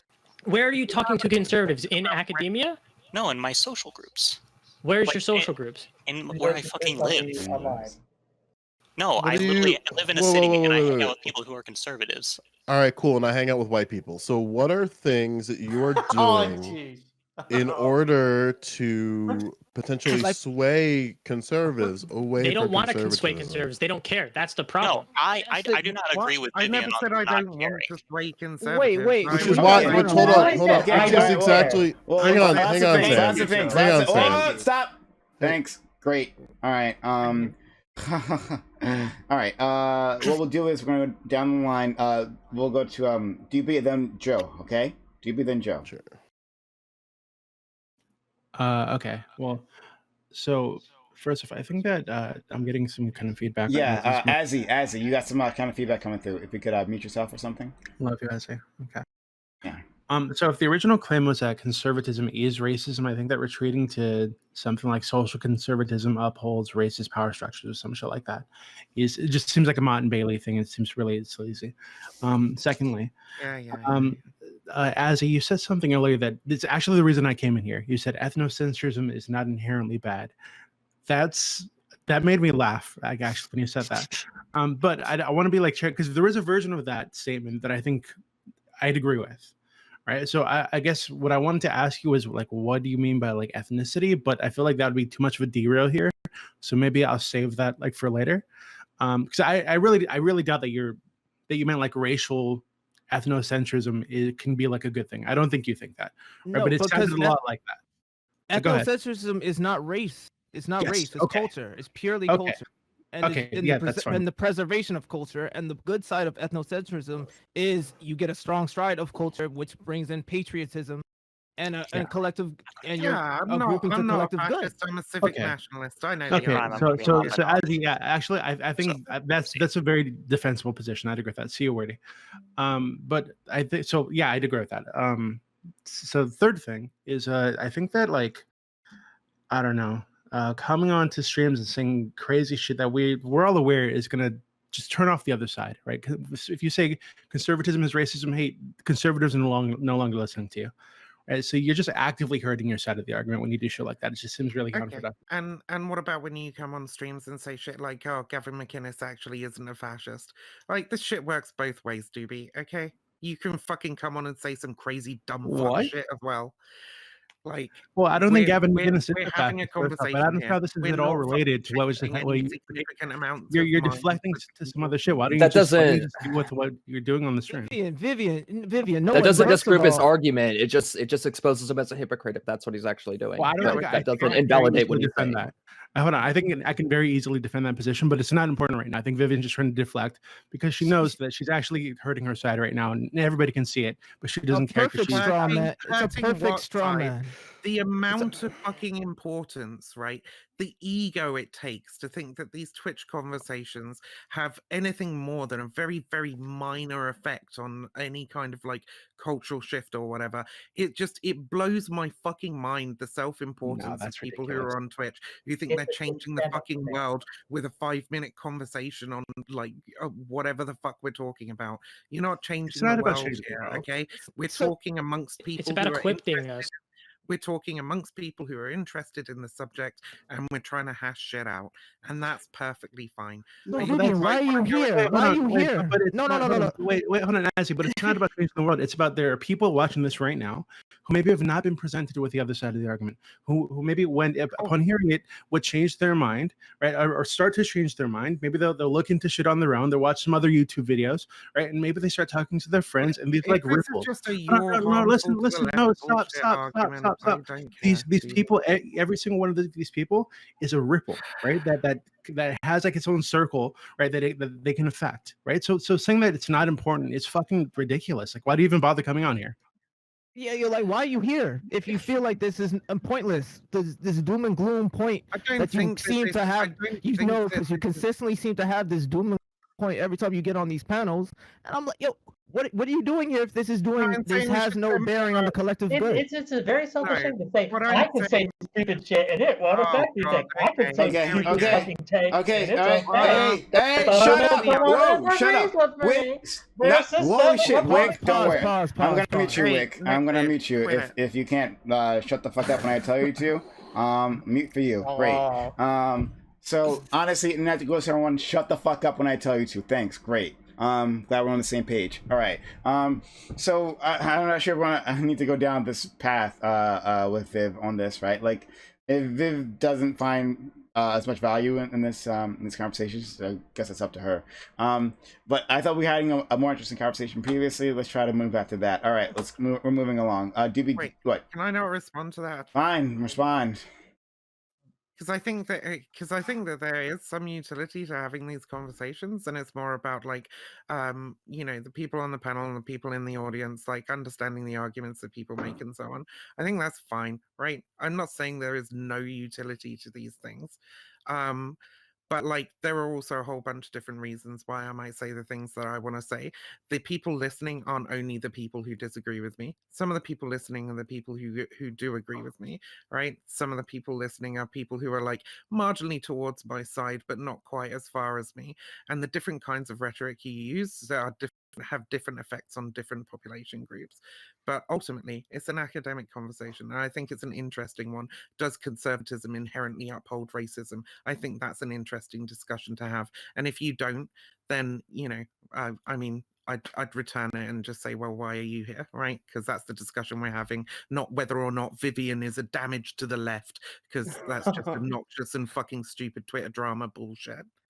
Anyway. Okay. So, can I say something? Not yet. We got... Not yet. Not yet. No. Because I'm being silent for so long. I know. I want to say something because I want to. I want to build a bridge. I want to build a bridge. No. Don't worry. You can work on that bridge later. We'll burn it down as well. All right. We'll go to Joe. We'll go to Joe. That's not gonna happen whatsoever. We'll go to Joe, then Aladdin, and then we'll go to Chinchilla. Okay.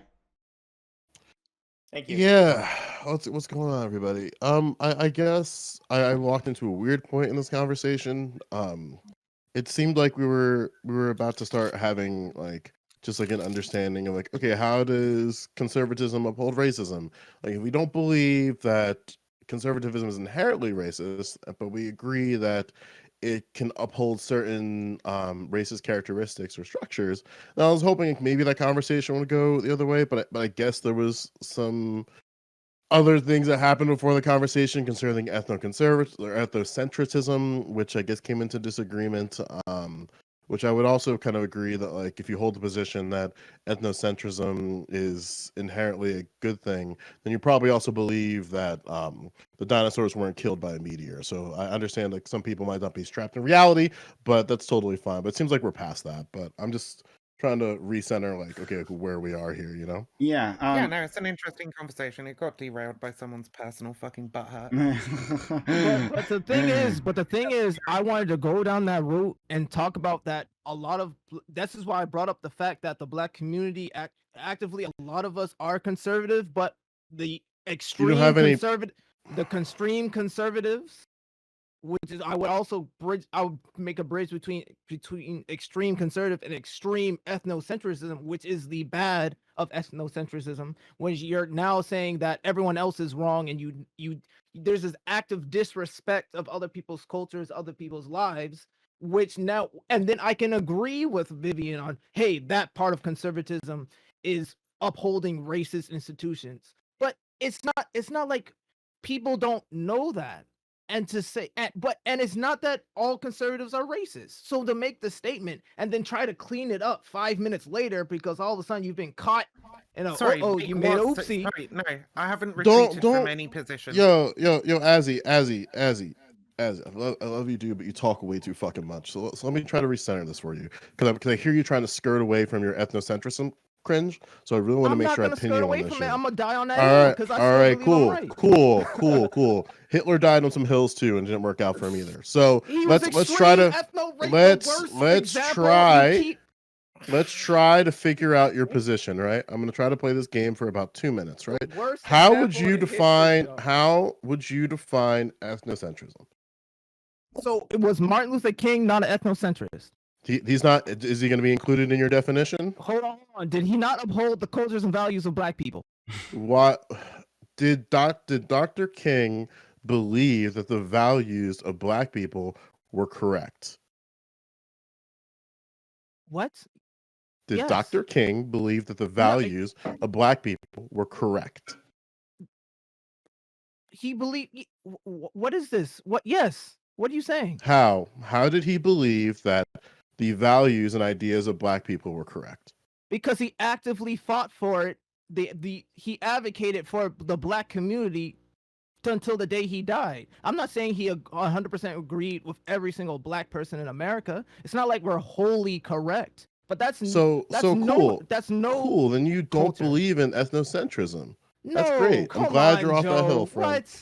So ethnocentrism, as far as I understood it, was the idea that one ways of life is natural and correct, and other ways of life are unnatural. No, I don't think that's true. just Google ethnocentrism.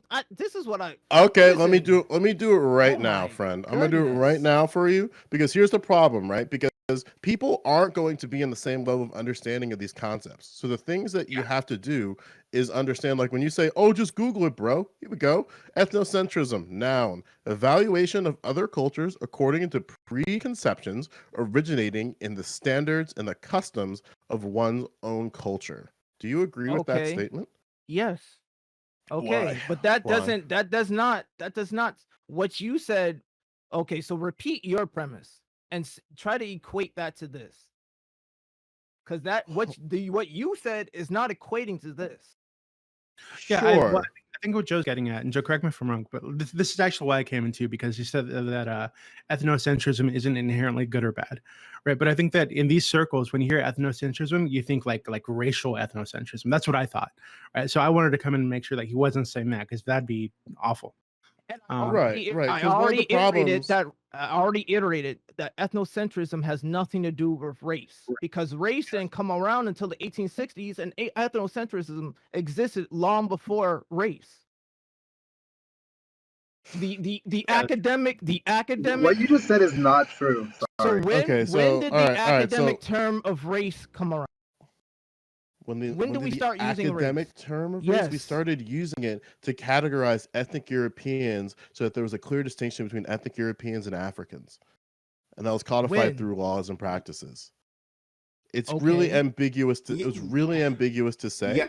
but I don't remember the date off the top of my head. But we were the first country to have a law that explicitly describes race. It was somewhere around the 1800s, but I don't remember the date off the top of It my doesn't head. have to I be do, and I racially. But that It doesn't. doesn't have to But be. that. Hold on. Race Hold like on. Hold in on. the But it doesn't have to Constitution, be. It doesn't though? have. So Not. Hold on. Hold on. It doesn't have to be racially based in the way that we understand it, right? Like you can have ethnocentrism in all kinds of ways. Like Rome is only for Romans. Like you can do this and you can cut this many different ways, right? And still accomplish like literally the exact same thing. It doesn't have to be based on our categorizations of race, right? Yeah. Yeah. There's nothing inherently wrong with saying. Hold on. Say that again. Repeat it. Oh, you cut out. Thank your ISP. There is nothing inherently wrong with saying Rome is for the Romans. That's like Oh saying no! Nigeria. Oh no! Okay, Oh so no! Azzy. You remember when I It's wrong to say Rome is for remember when I Romans? said we're going down this route of saying Africa for the Africans, like the very beginning of Bob Whittaker's white supremacist mantra? Like, Yeah. I Azzy, said do you this, like, understand? fucking half an hour ago, okay, that Yeah, we so- were gonna get No, here, but that's and we bullshit. got here. Hold on, but Azzy, statement, though, Vivian's right? Like Rome is for the Romans. It's like the nation, the country of Rome or whatever the fuck is for Roman people, Roman citizens. Africa for the Africans means that's a continent, right? That's not a country, right? So so if I were to say that Mexico is for Mexicans, I'm saying that Mexico is for people who are Mexican, who are Mexican citizens. I don't think that's that controversial statement. Azzy, do you understand that the way that you're Go ahead. talking and one of Vivian's concerns is because the way that you're advocating for this thing has adjacency to other sort of far right ideologies? Like, do you understand where the parallels might exist? Yeah, I understand, but she's talking about extreme. I already said extreme ethnocentrism, where you go along the lines of totally disrespecting and disregarding other people's cultures and way of life. Well, you That's can't. literally You what can't ethnocentrism separate. is. You can Ethnocentrism- separate extreme ethnocentrism- conservative to ethnocentrism is judging other cultures through the lens of your own. It's inherently saying that your view on culture, your view on morality is superior to theirs because you get to judge theirs by your own fucking standards. Like, no, it's doesn't- not so- just it's no. It's not just that you're superior. You can also be less than. It's not only superiority. When you All right, speak of okay, so ethnocentrism. let's. All right, so Azzy, let me It's give just you that let me we give you a use- test. Wait, time out. What the fuck? Hold did on, you hold on, Pyro, shut the fuck up, Pyro. I got it. I got this. He doesn't believe this. I know he doesn't believe this. So I'm going to kind of really center him here. Azzy, all right? You ready for this hypothetical, friend? Go ahead. Can we not do the hypothetical? Can we just ask? This hypothetical is very Just easy ask because if the- people. yeah. Okay, so you're the president of the United States, right? You got that in your head? Mm-hmm. Aliens have landed on Earth. They approach you and guarantee the economic, financial, and energy problems of all Americans are solved indefinitely. They also want to give you technology so that you have the ability to not only maintain the economic, financial, and energy problem, like financial, economic, and energy problems are solved, but you can also advance your society further. All they want in exchange is all Americans of African descent. Would you accept that trade?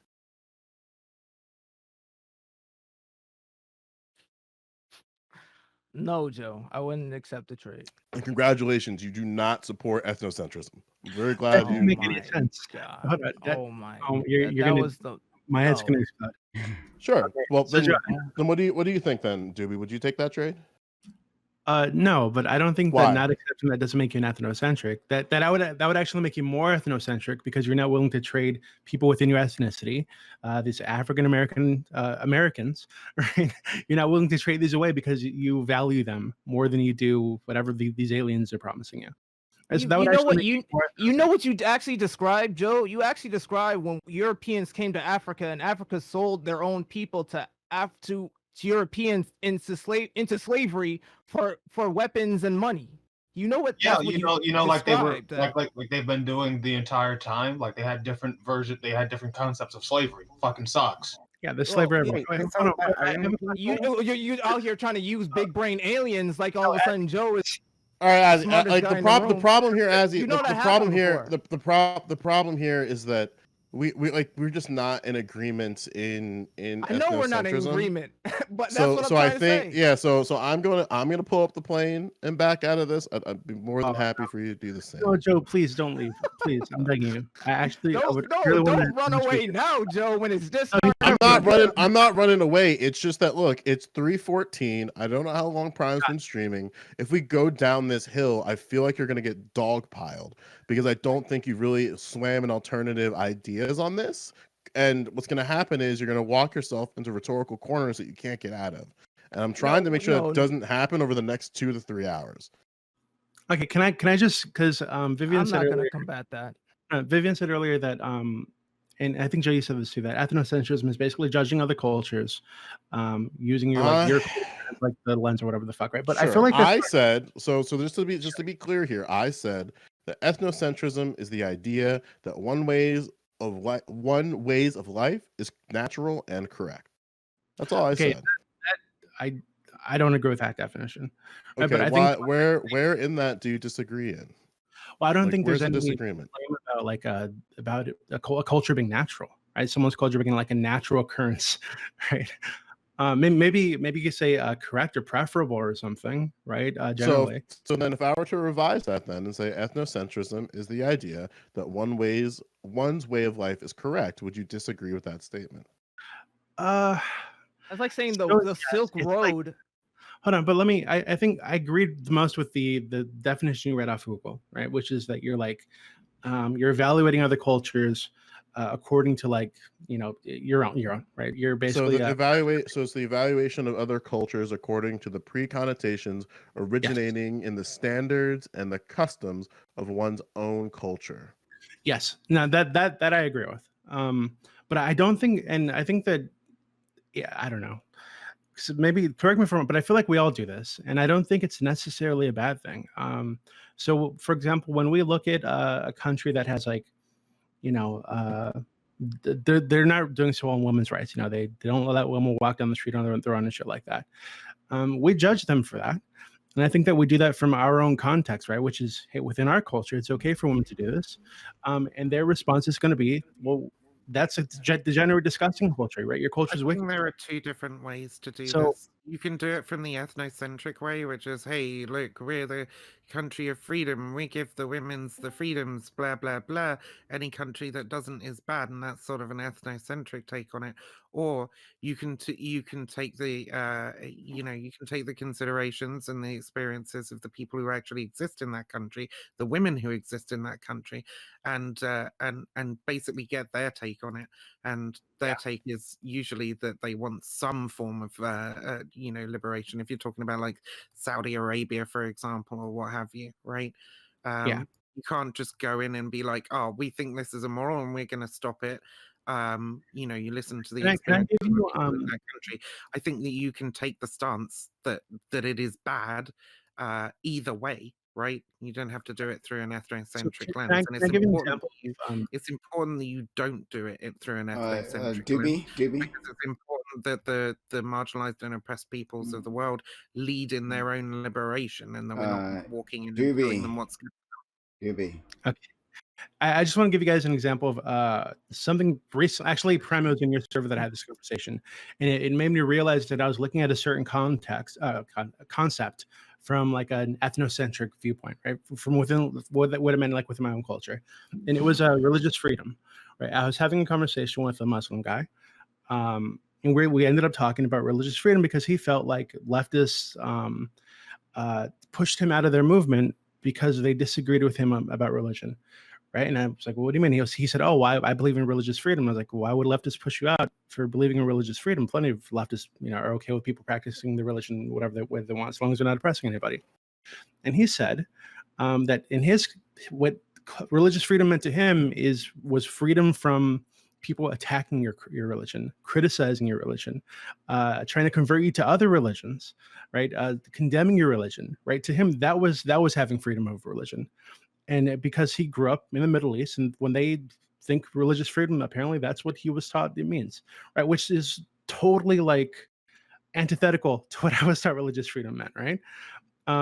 So I think just that, right? That little example right there was me looking at that concept from the I guess the context of the preconceptions of my culture, right? And what that thing means within my culture. So I think we all kind of do this. It's not. It can definitely be a bad thing, but I think that like when we're trying to address like issues like oppressed people, marginalization, all that kind of shit around the world, sometimes you're lucky enough to be in the group of people in the culture that has come to the right idea. Whether it's like gay rights, I don't know if I can say gay rights in the United States. I don't know. There's a lot of shit in the United States that's kind of fucked up. But let's say the gay people being allowed to marry. Hey, we've finally come to that being okay, and now we're going to judge other cultures based on that standard that we set for our own culture. Right? I don't think that's necessarily a bad thing. Okay, so Joe, did you have a better idea? Do you want to engage? Yeah. I feel like based on what Dooby is describing isn't necessarily something that Azzy believes still. How do you know?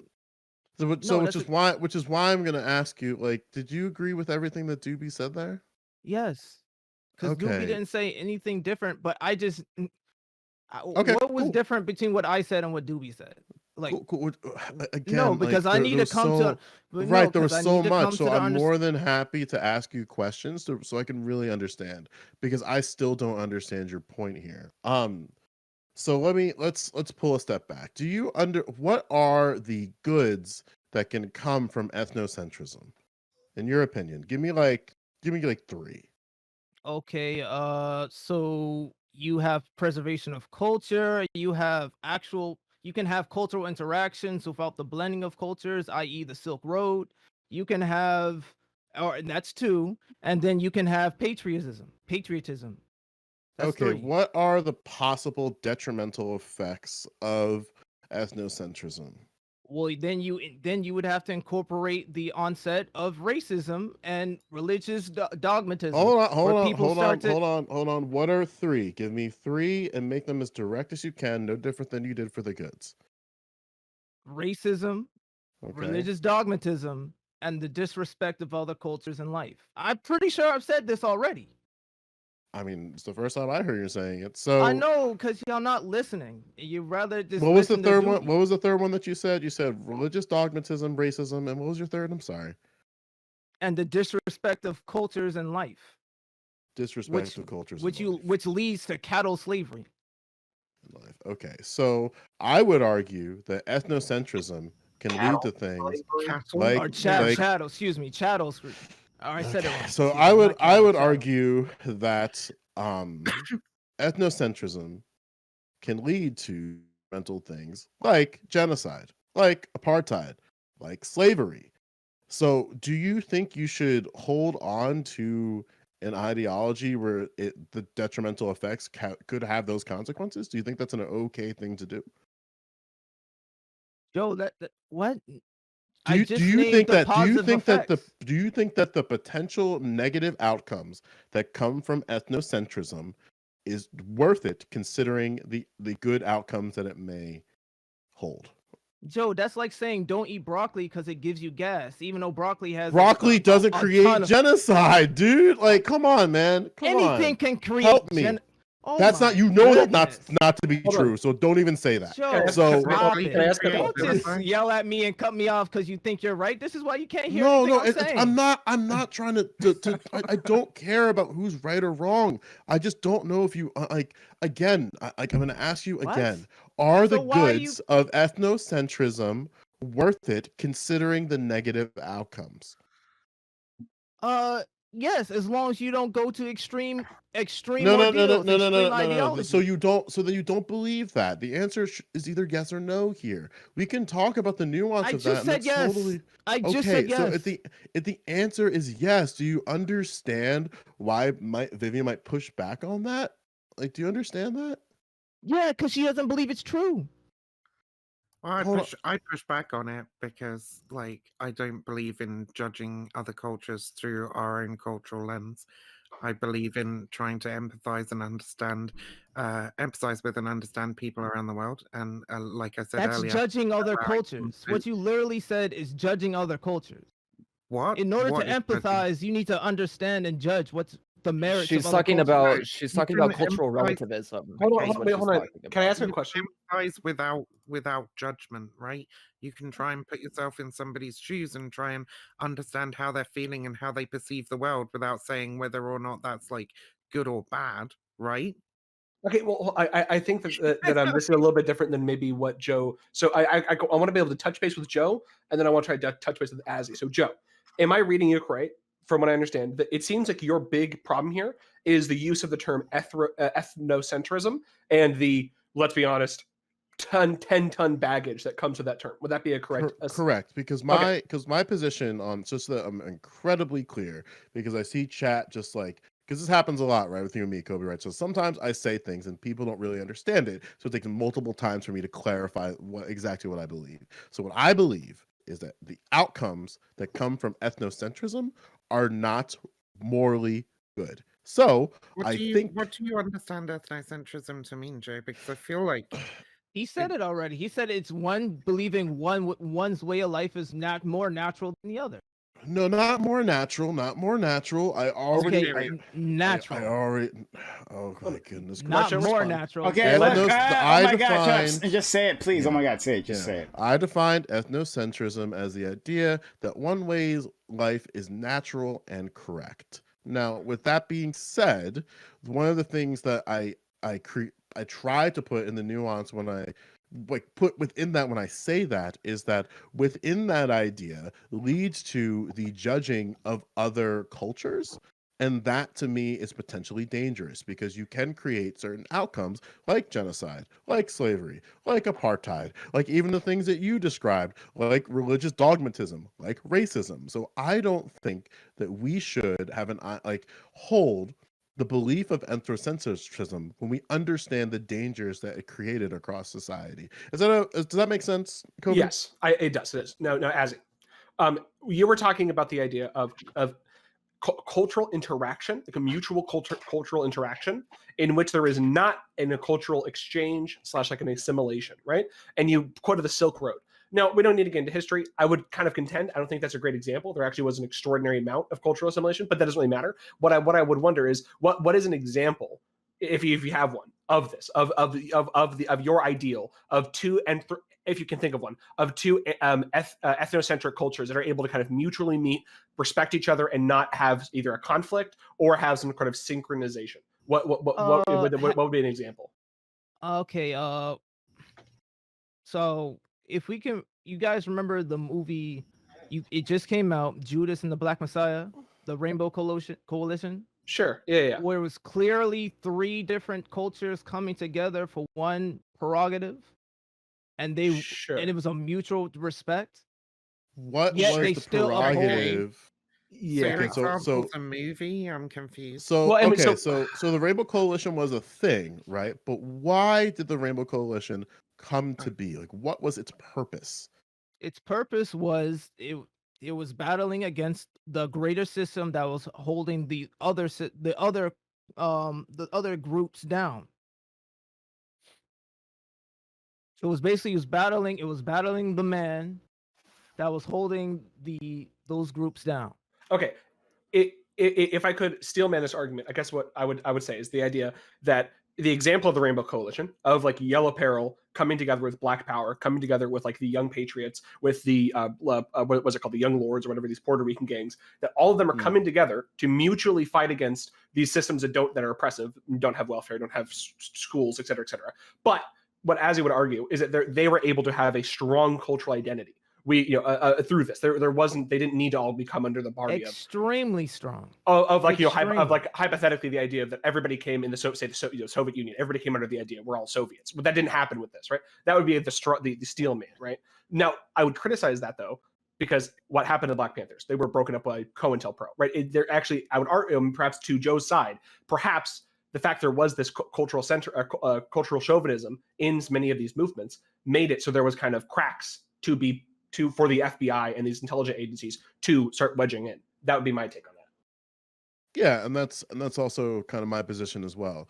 Like, one of the reasons why the Rainbow Coalition failed is because Fred Hampton did not properly analyze the consequences that could have come from aligning yourself with groups like the Young Patriots and like the Young Lords. Now, what I mean by that, just so we're incredibly clear, is that historically the level of freedom that the FBI had in terms of investigating groups like the Black Panthers, like the Young Lords, like the Young Patriots was incredibly just up for interpretation, right? We understand that they were able to open investigations with people and organizations with little to no evidence. So aligning themselves with two known groups that potentially, in the eyes of the FBI, have hateful ideology is incredibly careless.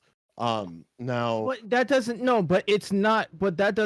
that's a mute argument, because that doesn't negate what I just said. If it's a mute argument, was the Rainbow Coalition successful? It's not about its success, it's about the fact that these three cultures were able to come. I thought that was Joe's question though. Like, when have they come together and been successful? Like, if we're just going by like when have they come together? Well, then yeah, sure, we can point out a bunch. But like, when have they been successful in their goals? I mean, it's not even successful. So when did they come together without conflict? That was the original question. And and if you have two like incredibly ethnocentric cultures, unless they are sort of very equally matched in how they see the world, you're not gonna they're going to be judging each other based on their own cultural perceptions.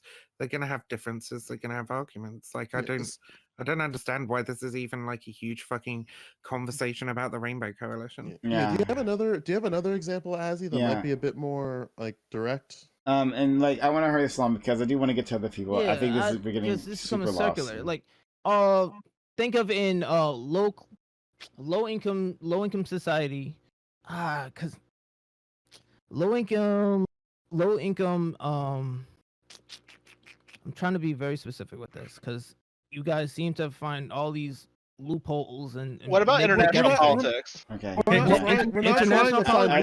Okay, so hold on, really quick, Azzy. Like, we're not trying to find we're not trying to find loophole. Like, listen, because you do this all the time, and I want to make this as incredibly clear to you, is that sometimes you skirt this really fine line between like what could potentially be dangerous rhetoric and dangerous ideas and things that are on their face harmless. I would argue that I think that's also why Kobe is here, because like he hears me talk to you, and then there might be potentially like gaps that are being created here that I might not be covering correct. Is that a correct assessment, Kobe? Like, well, yeah, it is. What I am saying is, like you're saying, skirting along the lines, because I already said it's not inherently good or bad. I asked Kobe that question. I also go ahead, Kobe. So just reject the idea that like the Rainbow Coalition was the coming together of like a bunch of necessarily ethnocentric groups. They were groups which were interested in advancing. Bless you. Fuck! I'm dying. Advancing their own rights. But they allied with each other in common purpose because they saw that other people wanted to advance their own rights as well. It wasn't a case of judging them by their own cultural standards. It was a case of coming together for mutual whatever, right? Sure. So the reason I hop in here was because a lot of the times I feel like these kind of conversations, they ever hit a roadblock where there's different contexts to these words and these ideas on different sides, and I feel like that's happening like right now.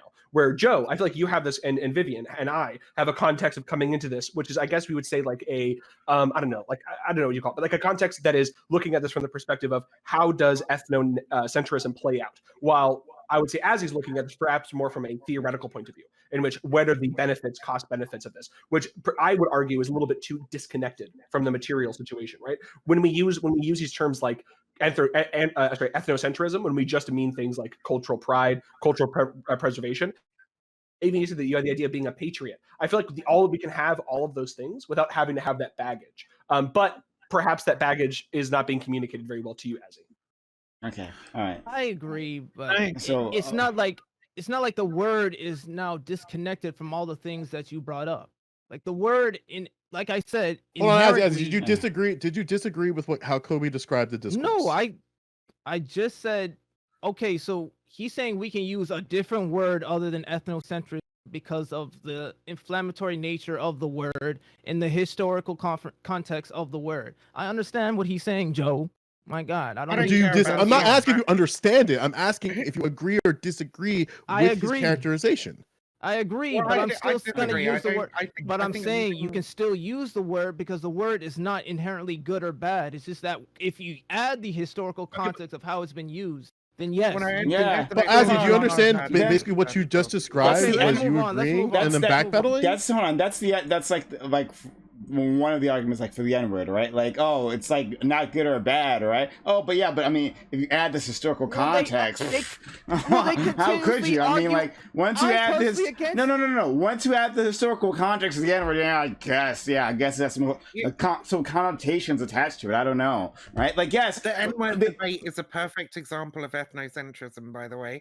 It's words Destiny coming in, evolve, right? Wait, no, it is because it's Destiny coming in and saying from an outside perspective, here are like the harms and blah blah blah of the N-word debate and people saying the N-word, right? And I'm going to judge it on that basis. Whereas a non-ethnocentric approach is to say, hey, black people have decided that we probably shouldn't use this word. They think it hurts them and blah blah blah. And showing solidarity with them doesn't really hurt us that much. We should probably just do it, right?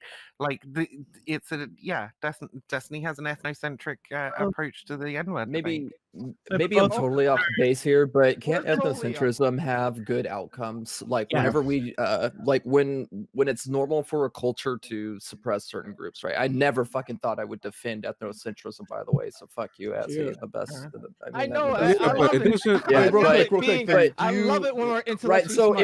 if we look at like Sudan, right, and like the genocide that's been occurring in Darfur for the last decade, we can pretty much say that it's like a cultural normalcy. I don't even know if that's the right term, but anyway, it's culturally normal for some groups to oppress other groups, right? And so whenever we decide to go in to like stop these things with armed conflict, or whenever the UN decides to act, don't they isn't this by definition an ethnocentric outlook? Like, don't we say, hey, this is wrong? And sometimes, not all the time, but sometimes it's the culture that we're responding to, right? Hold on, who's this talking right now? Hold on, Can I respond to that? No, wait. I'm just wondering who just talked. Who just spoke? Oh, that was Dan. That was Dan. Okay. What are some of the good outcomes? Okay. Landry, you want to I'm say ready. something? I'm ready to hear responses and respond. Landry, please, come on. So you don't have to talk to me. I would say that so you could say like ethnocentrism, just like what was it, conservatism is bad in certain conditions. Like in our current conditions, most of the time ethnocentrism is bad because No, it's always bad. Yeah. No, but like for example, let me get to the answer. Like in a situation where an ethnic group is being like I don't know, oppressed like significantly, and they're like like Native Americans in the United States. Yeah. And then there's ethnocentrism at that level to preserve their culture. There is like that specific situation. You could say like, yeah, in that situation, it's not. It doesn't mean the same thing in that situation. It's I right. don't think that's ethnocentric. The ethnocentrism is the judging of other cultures through the lens of your own, right? We fucking pulled up the we pulled up the dictionary definition earlier. Okay, right? no, but look, even though this is almost always negative, and even though Stop, Viv, go. Stop. Shut up, Dan. Dan, shut up. Thanks, Viv. Finish your point. And the reason I didn't challenge Joe's definition on this, like the idea that one's own cultural perceptions are natural and correct, is because that naturally kind of springs from that, right? Like, if you think that you should judge other cultures by your own culture standards, then naturally you think that your culture standards are the correct ones in order to judge everybody else by, right? I think that this always is a bad way to look at things. Even if you're being exterminated, I'm not saying it always has bad outcomes, right? However, I think you would achieve the same outcomes by considering the cultural perceptions of those oppressed people that you're talking about, and acting in accordance with their wills rather than like with your own sort of judgment as an outside observer. If they judge their situation to be bad, that's why you should help them, not because you judge their situation to be bad. Wait, hold on. That was going to be the next step to my argument, that there's certain situations where these terms like ethnocentrism and conservatism, like very limited terms where their outcome might be good, but in general, the way I would there's like feedback. Never mind. In general, the way I'm sorry, where are you going? Come on, move along. Where are you going with this, from please? like a universalist like perspective, where you're like saying like this situation is bad, so we can intervene in this situation, not because we're looking at it from our perspective, but from like a more general perspective that's empathetic and human. Okay, all right, moving on. Sorry. No, we got to move this along. Fine. Kobe, you want to say something and then move on? I think to keep moving on beyond me, I think we're actually getting far too into a semantic debate that I think is going to be 9 ways from Sunday, and I think we should not go off that cliff. But yeah, that's probably a great idea. Okay, all right, we're moving on. Holy shit. We got pretty deep into that. Can I, Prime? Build your bridge. Fuck. Can I actually build the fucking bridge? Because I've heard Ezzy talk about conservatism, and also like Vivian talk about conservatism. I don't want to build a bridge between you, Vivian, and Dooby. That's a long gone bridge. I never want to build a bridge between me and Dooby either. Fuck that bridge either. So let's go. So anyways, I think that there are some conservative values when it comes to like having your own culture and being proud of that culture, so to speak, like having your own cooking, your own dishes, all that good stuff, right? And that's part of your own culture, and to conserve that is a form of conservatism. As for like what you are saying, like Vivian yourself, basically like preserving systemic racism within a country, so to speak, the US, that's bad. But preserving certain cultures, so to speak, that's a really good thing. Wouldn't you both agree on that sentiment? That's so fucking. Yeah, I don't think okay, that's so shallow. Sentiment. I think the preservation of cultures to the expense of like other, to the expense of marginalized people within that culture, or to the of other cultures that you might be sort of like fucking over. Like, I don't think that and that generally is the conservative position, right? It's the conservation of culture for its own sake, rather than for the good that it does for the people. No, it's totally, it's 1,000,000% contextual, right? Conservatism. I'm reading a book about the Balkans right now. Conservatism in the Balkans is a lot about what Conchilla just said, keeping cultures alive, right? There are a lot of Balkan societies had cultural, what's it called, like a suppression during the Soviet years, keeping life. In America, right? It is a act of conservation for indigenous practice their things, right? So yeah, I don't like this very narrow framing you're putting here, Vivian. Of Sure, I mean, I was framing it particularly in the American context, but like I would disagree with you that like conservatism in the Balkans is like necessarily good. I just don't. Well, I know didn't say enough necessarily about- good. No, I didn't say necessarily good. I just Wait, said hold on. Can we? I feel like there's a much more interesting conversation to be had here, regarding the cultural relativism thing, right? Because someone said that, well, if ethnocentrism is judging other cultures based on the preconceptions and standards that originated within your culture, I feel like we do that all the time. I don't know of a way to not do that, right? Because I feel like whenever we're so I'm going to use I think someone used genocide earlier, but I don't think you need to go that far. Use like a FGM, female genital mutilation. Here in the United States, people say this is a bad thing. You should not be doing this.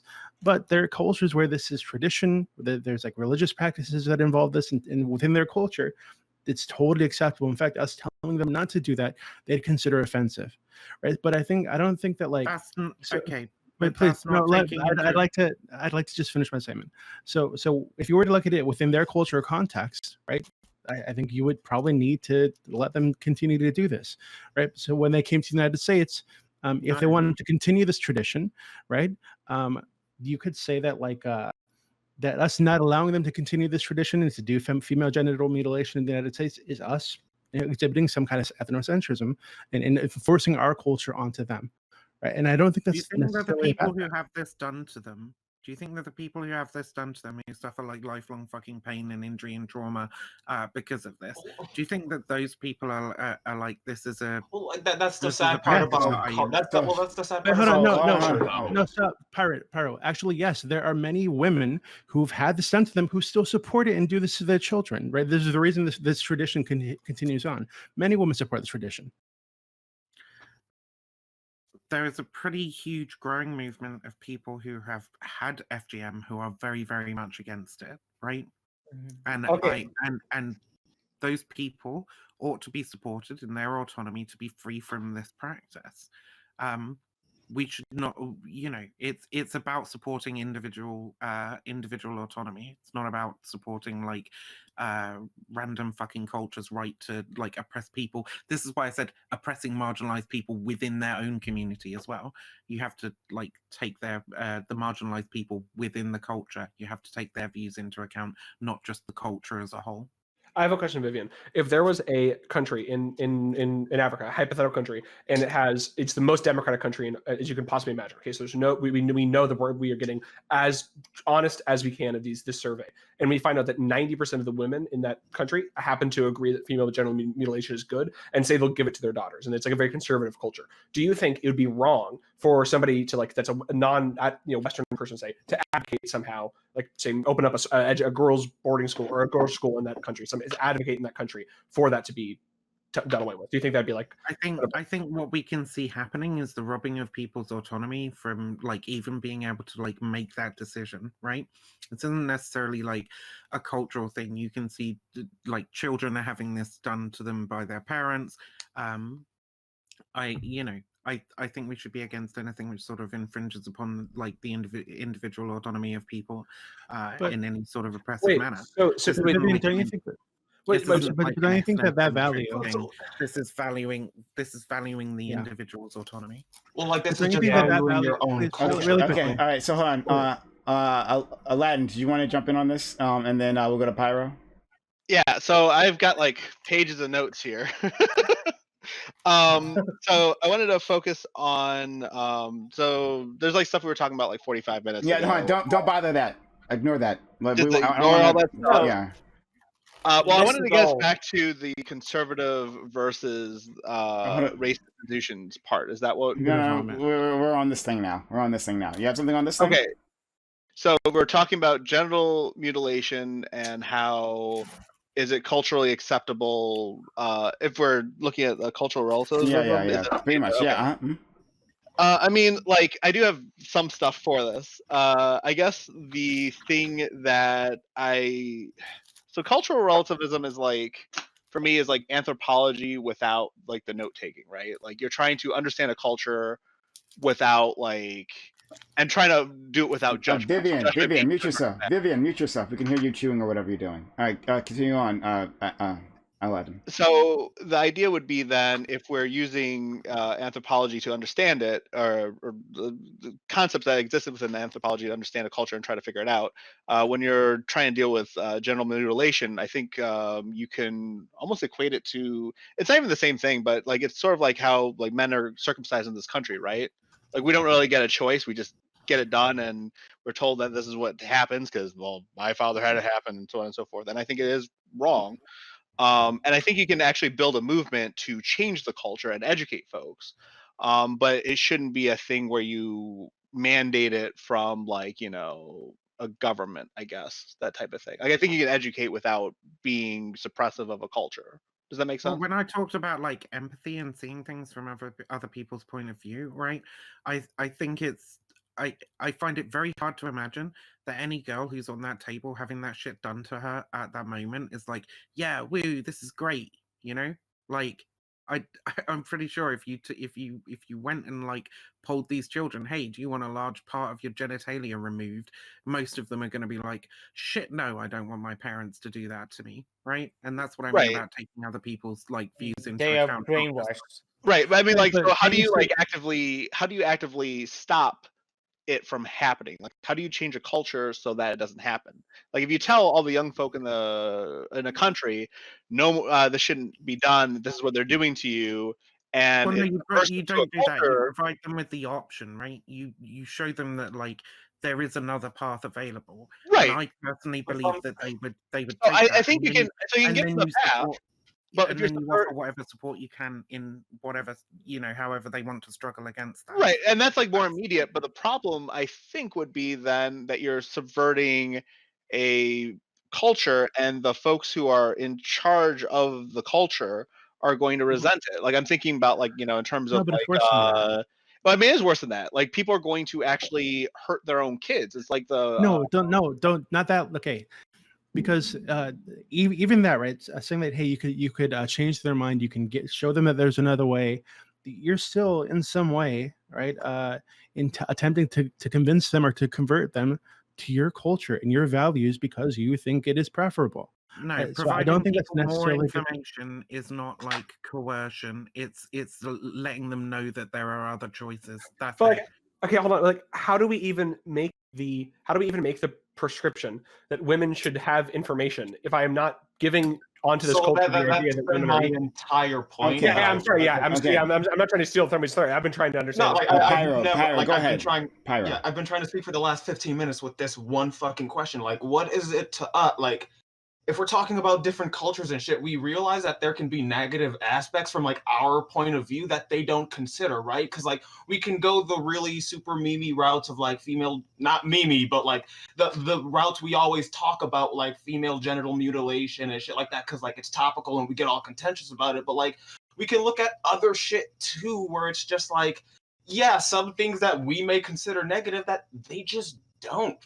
Like it, like Yeah. are we? Is it our fucking right to sit there and judge them from our sensibilities? I think about like the old fucking armies in war, where it's like, yo, they did some pretty fucking brutal shit that everyone was like on board with, but like you ask any of them motherfuckers, hey, are you okay with this happening to you if you accidentally talk out against your general? They'll be like, fuck no, please give me any leniency. It's their culture. Like that's been my entire point, but like it just got further and further down. So I don't even know where we are in the conversation. My entire point is just maximizing freedom, freedom to make people's own choices, right? And part of that freedom is like providing people with the information. It's hard to like exercise your autonomy if you're not aware of the choices available to you. Do you think that there should be allowed to be gay conversion clinics if it's only over 18 and there's no government coercion? Wait, gay conversion is literally coercion. It's Like, like so literally clinic the that you can go infringement to. of another person's autonomy. So No. yeah, but we can make a whole. Okay, but if that's the question. This is the thing: is that autonomy is very complicated. If a 18-year-old chooses to walk into a gay conversion clinic, I would argue, and I'm sure you would argue, that they are brainwashed by or they're influenced by society. But you could just argue, well, a woman getting a female genitally mutilated at 18 is the same thing. They're just making the decision. I don't know if autonomy is. I think it's a really strange standard, I guess. I mean, there's pretty broad consensus among the gay community that like gay conversion therapy bad, right? Okay. Well, no, but they're also they're also religious gay people who genuinely believe that if they act on these temptations or whatever the fuck, they're gonna go to hell. They're damning their soul forever, and they would like that suppressed, right? So if this person chooses to go into some kind of gay conversion center and get shocked until the thought of sex with another man or whatever gives them a limp dick, right? Why isn't that just their autonomy? Why isn't this making their own conscious decision? We can recognize what coercive influence looks like. I mean, at the end of the day, isn't it all coercion on some level? Yeah, I did. It's Yeah. it's I think this, I agree, and our objective should be to try and remove the coercive elements as much as possible to give people the autonomy to make their own decisions. That's it. I This agree with position doesn't conflict with any of the things that you guys have said so far. I think what's really important, and I do want to talk about this because this is something I did want to talk about for a long time, and it fits into this conversation now, is that we use definitions, like academic definitions, or just like our casual definitions. Like when we talked about ethnocentrism, or last week when we had the whiteness conversation that completely collapsed into a heap or whatever. I think we attach a lot of context that is either good or bad, like a lot of judgment to these definitions. And to actually accurately discuss what we're talking about, we have to strip the good and bad connotations that are attached to these definitions in order to properly talk about it. So yeah, coercion has a lot of baggage associated with it because we're trying to convince someone to do something, but we do have to acknowledge that it is that judgment, whether it's good or bad, is kind of actually based on the culture that we're referring to. So if we're talking about genital mutilation, for example, and we're trying to coerce young women to not have this done, then the head folks of that culture are going to consider this subversive and bad. So bad coercion. While we consider it good coercion, and we need to understand that in order to create a more productive means of addressing this issue. I disagree with the definition of like making information available to people to be coercion. I said if we make the information available to those people, they will likely choose another path. It could possibly be that they don't, that they find some sort of fulfillment in this practice that like outweighs all the trauma that they suffer. But we're seeing a rising movement across the world that shows that that isn't actually the case, right?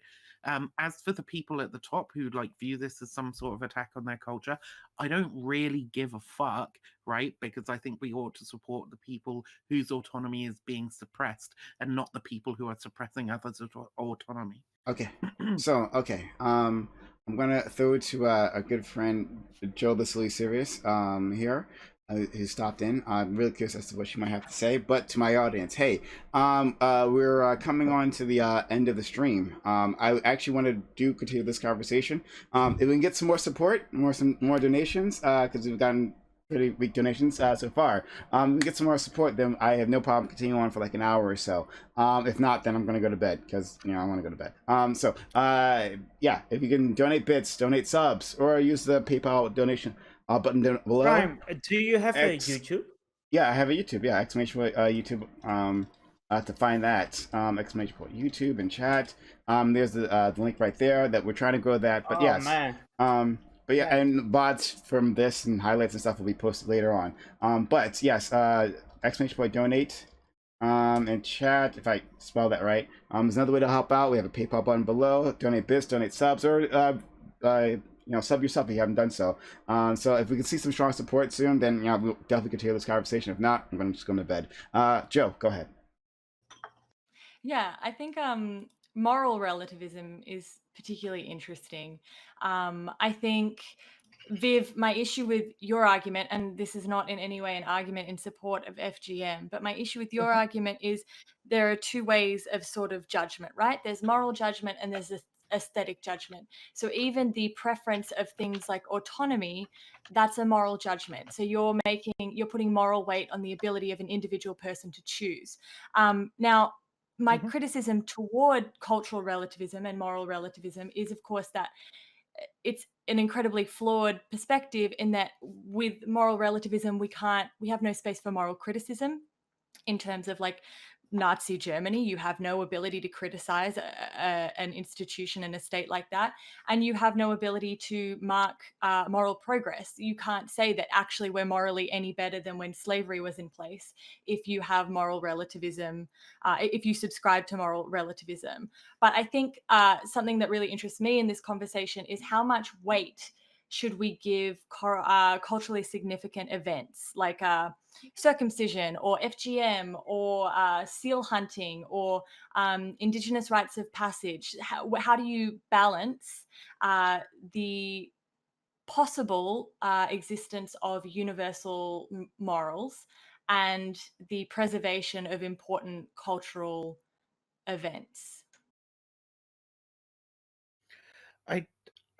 I don't see how like my position stops me from being able to criticize like Nazi Germany. Like my position No, is yours doesn't at all.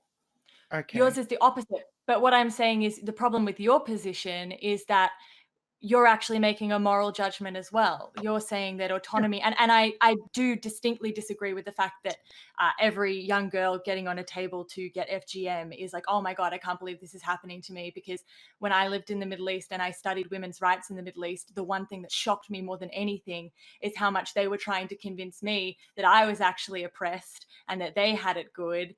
And why would they want to drive when they've got a driver? And why would they want to work when they're completely taken care of? And actually, I'm the oppressed one. And I think it's interesting when women in Western culture go, oh, FGM, and then sit on a table and get their face chopped and stretched over their skull and their fat sucked out. Like, I think it is very interesting how we're quick to criticize something because it's religiously or culturally based without investigating what we do to ourselves and our culture.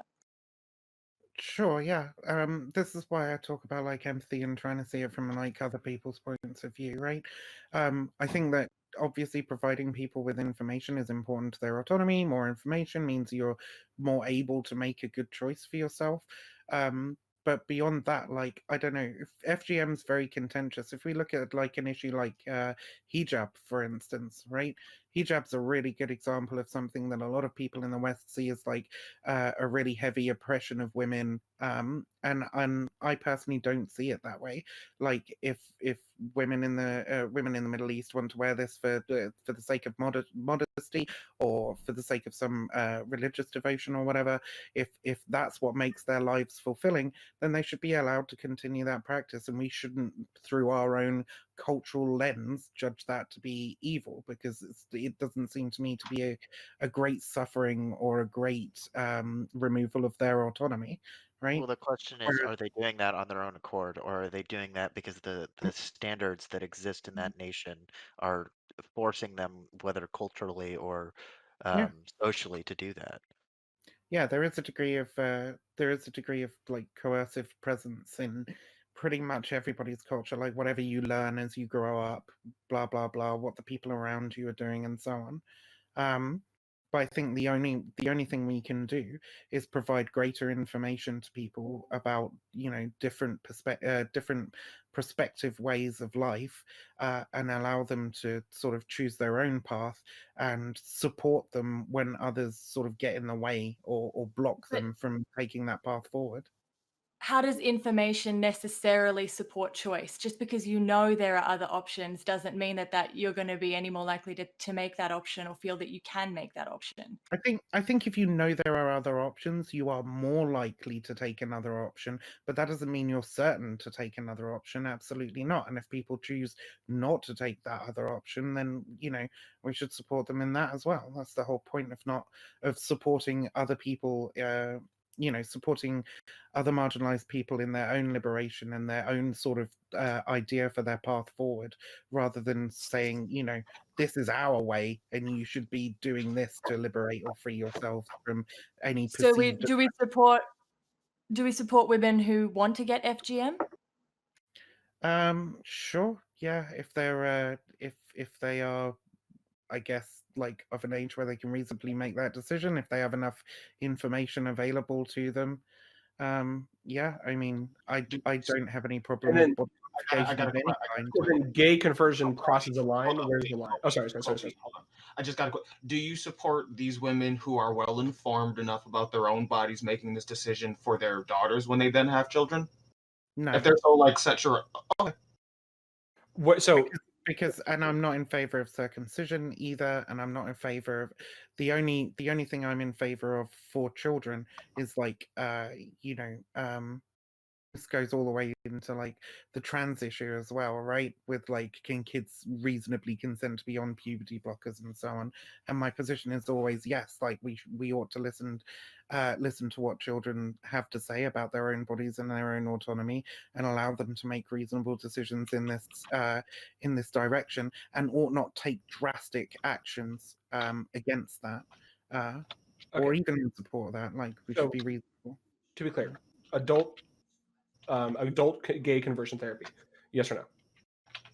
Adult gay conversion therapy? Yeah, like a clinic, like adult only over 18. You only can be over 18. Tons of medical waivers, but you get the gay conversion therapy. Why is it? Is there a line, and why is there a line there?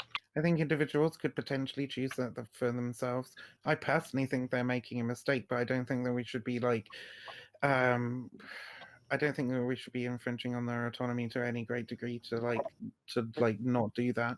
But we ought to try and wipe out the practice as a whole, because we recognize the coercive pressures on people in our societies about it, right? This is where we get to like individual versus group, and it's difficult to disentangle. Yeah, morals versus ethics. Wait, so when you say wipe out the practice as a whole, do you mean like make it illegal, or do you just mean like convince no people one not wants to do it? Yeah, that's never going to happen though. Like Well, they're we all ought to wipe out the practice because we recognize that it suppresses other people's autonomy, right? How do we why we ought to get rid of it. Sorry. How do we calculate this for anything then under your thing, right?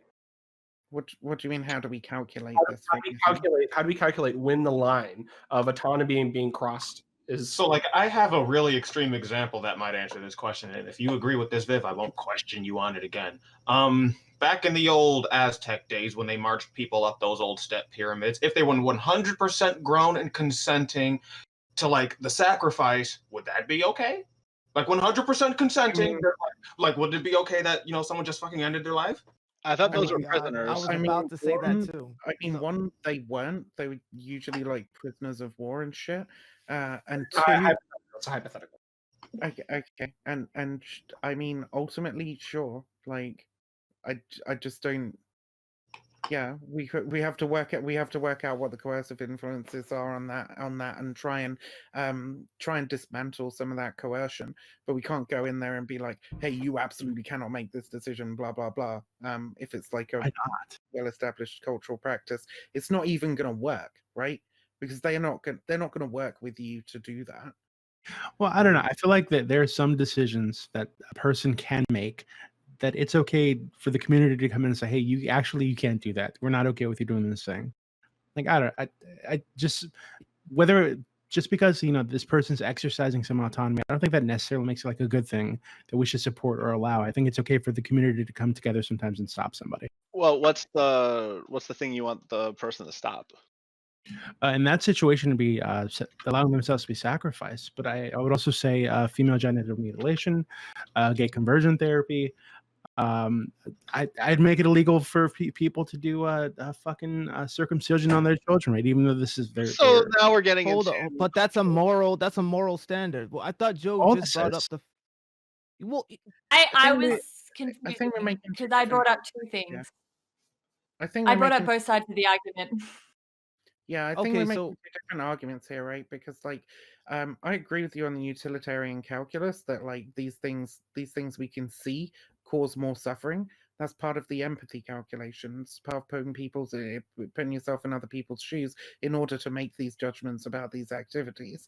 But when I talk about like allowing other people to lead and allowing people autonomy in their own liberatory struggles, that's a practical thing. You can't sort of impose your own sort of shit on other people as an outsider. It doesn't work as effectively as. But Viv, you're arguing both sides because you're in one breath you're saying FGM is not okay and we should draw the line and moral relativism isn't okay, and then in the next breath you're saying, oh, we shouldn't enforce our morals on other people. So which is it? which is why I'm confused. And you did the same thing in the last. Yeah, I understand where the Q fusion's coming in, right? So from the utilitarian calculation, we can like from an outside utilitarian calculation, we can see that like this causes intense suffering, right? And then if we try and get rid of this sort of ethnocentric lens through which we view the problem, we can try and analyze the benefits that it provides to these people. Right? No. And I can combat that because this is what, and now I understand because I had to grab my sociology book to try to counter everything you're saying. Like a lot of your premises are heavily based in the conflict theory, where like regardless of anything, there's always on a basic form of like conflict in society, when we always need to defend the person who's always getting bullied. Like no, like if it's like saying hold on, let me finish.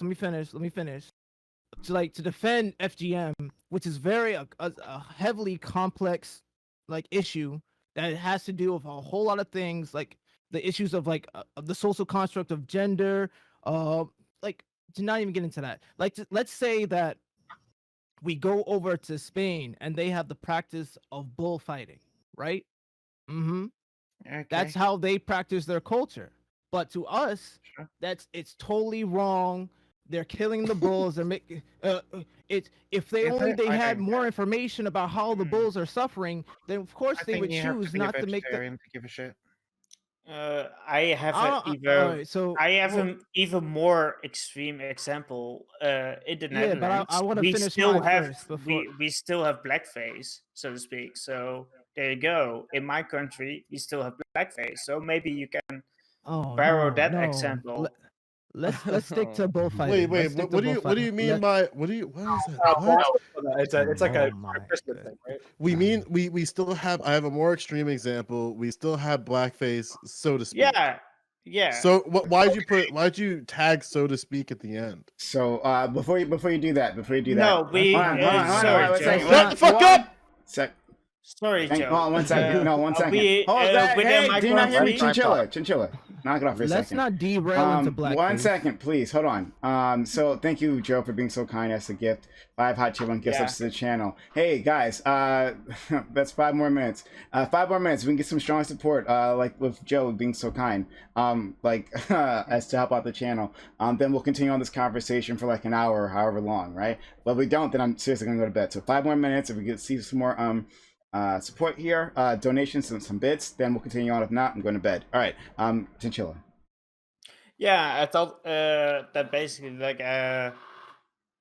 as he was trying to get some extreme example going, and in my country they still do blackface, and it's really bad. Okay, well, other countries have accepted that that's not something that you do. Do you have a better example that? No. Well, that's the point. That's the point. It's not about. No. The point is, it's not. Are you Azzy? Are you Chinchilla? I was talking to Chinchilla. Yeah. I asked him. Thank you. For a different example. You're existing in derail, Joe. You asked me for a different example? Yeah.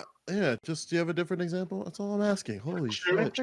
No, I thought that it lined quite perfectly to his example from the bullfighting. Bullfighting. No, I thought it was like. Yo, Pyro, am I tripping right now? Like, yeah.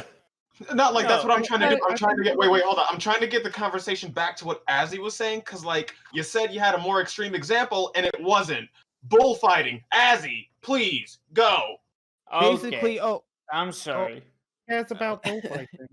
If you're not a vegetarian, you shouldn't give a shit about bullfighting. Oh my god, he never got to finish the fucking point! All right, then finish on. Azzy, finish your point. Thank you. If you get one culture is now saying, we can use. You cannot. My point is, and I'm just gonna say the point. You cannot in perpetuity use cultural relativism, because cultural relativism is only used to combat extreme ethnocentrism. That's the whole point. Cultural relativism stems from extreme. It's in the definition. Wait. Is this hold on? What definition from where? Because it seems like we powered up from the dictionary. Of sociology. Yeah, we powered up from the dictionary, baby. I'm gonna do that all the time now. Sociology Thank you. itself, go to the book, you find that cultural relativism Read a stems book. to Read a book. to combat extreme ethnocentrism. Read a But if you motherfucking don't book. have Not a extreme sports page. ethnocentrism, Not a magazine. and we will never. Stop. Come on, Joe. Stop. Come on. I don't really care. No, I'm but just you will saying that. never- Like, No. Stop, dude. Stop interrupting him. Let him go. In what example you will never? Maybe in the perfect world, we would be able to have cultural relativism 100% of the time, but it's not going to happen ever, because someone's always going to have a problem with some type of cultural practice that you have. People like to Pyro's example, when they were sacrificing people to the gods, those people are going to fight you to the death because literally they're sacrificing those people because they think they're appeasing the gods. Sure. Then where does Pyro's analogy or comparison that he did, or example of bullfighting, fit in here? Well, I'm saying that we're not. Go ahead, Joe. No, fucking answer the goddamn question. Answer the goddamn question. You do this all the time, Azzy. As you do this all the time. Joe just talked about because everybody just feels like they can. I'm sorry. Said something really. I'm saying the same thing Joe is saying.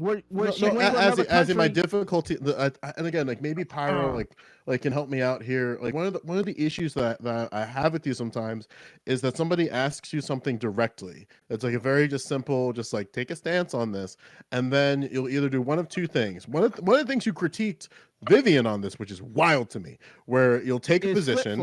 You'll take a position and then you'll backpedal in real time, or you just won't approach it at all. So like where does again, like maybe Power can help me here, right? So like where does bullfitting fit in your argument? Because it's basically saying one culture is now judging another culture on their cultural practice and trying to say that, hey, you shouldn't do that anymore. Maybe if you had this information, you probably would stop doing that. That's what is that sufficient? Well, I'm not a vegetarian. I don't give a fuck about bullfighting. What are you talking about? Wait, why you have to stop? Okay, one at a time. Everyone, shut up. One at a time. Thank you. Great. Because shut up. Thank you. Great. Thank you. Vivian, jump in. I'm gonna go back to Joe. Put your hands down. You might not all be able to get in. Fuck. Go ahead, Joe. I'm sorry, Vivian. Excuse me, Vivian, then Joe. Okay. I do think you said something interesting there. You said about like the whole sacrifice situation, right? If you go in and you try and stop it, those people are going to fight you to the death. So like as a utilitarian calculation, we can see that like people's, this is probably a bad thing, right? People dying, people suffering, blah blah blah. But you recognize the practicality of the situation is that if you just go in and try and overturn it that way, the resistance is going to be such that you're going to have to cause a great amount of destruction in order to get rid of this practice, right? The practicality of the situation. The practicality of the situation is basically what maps onto what I propose as like how we should see things, right?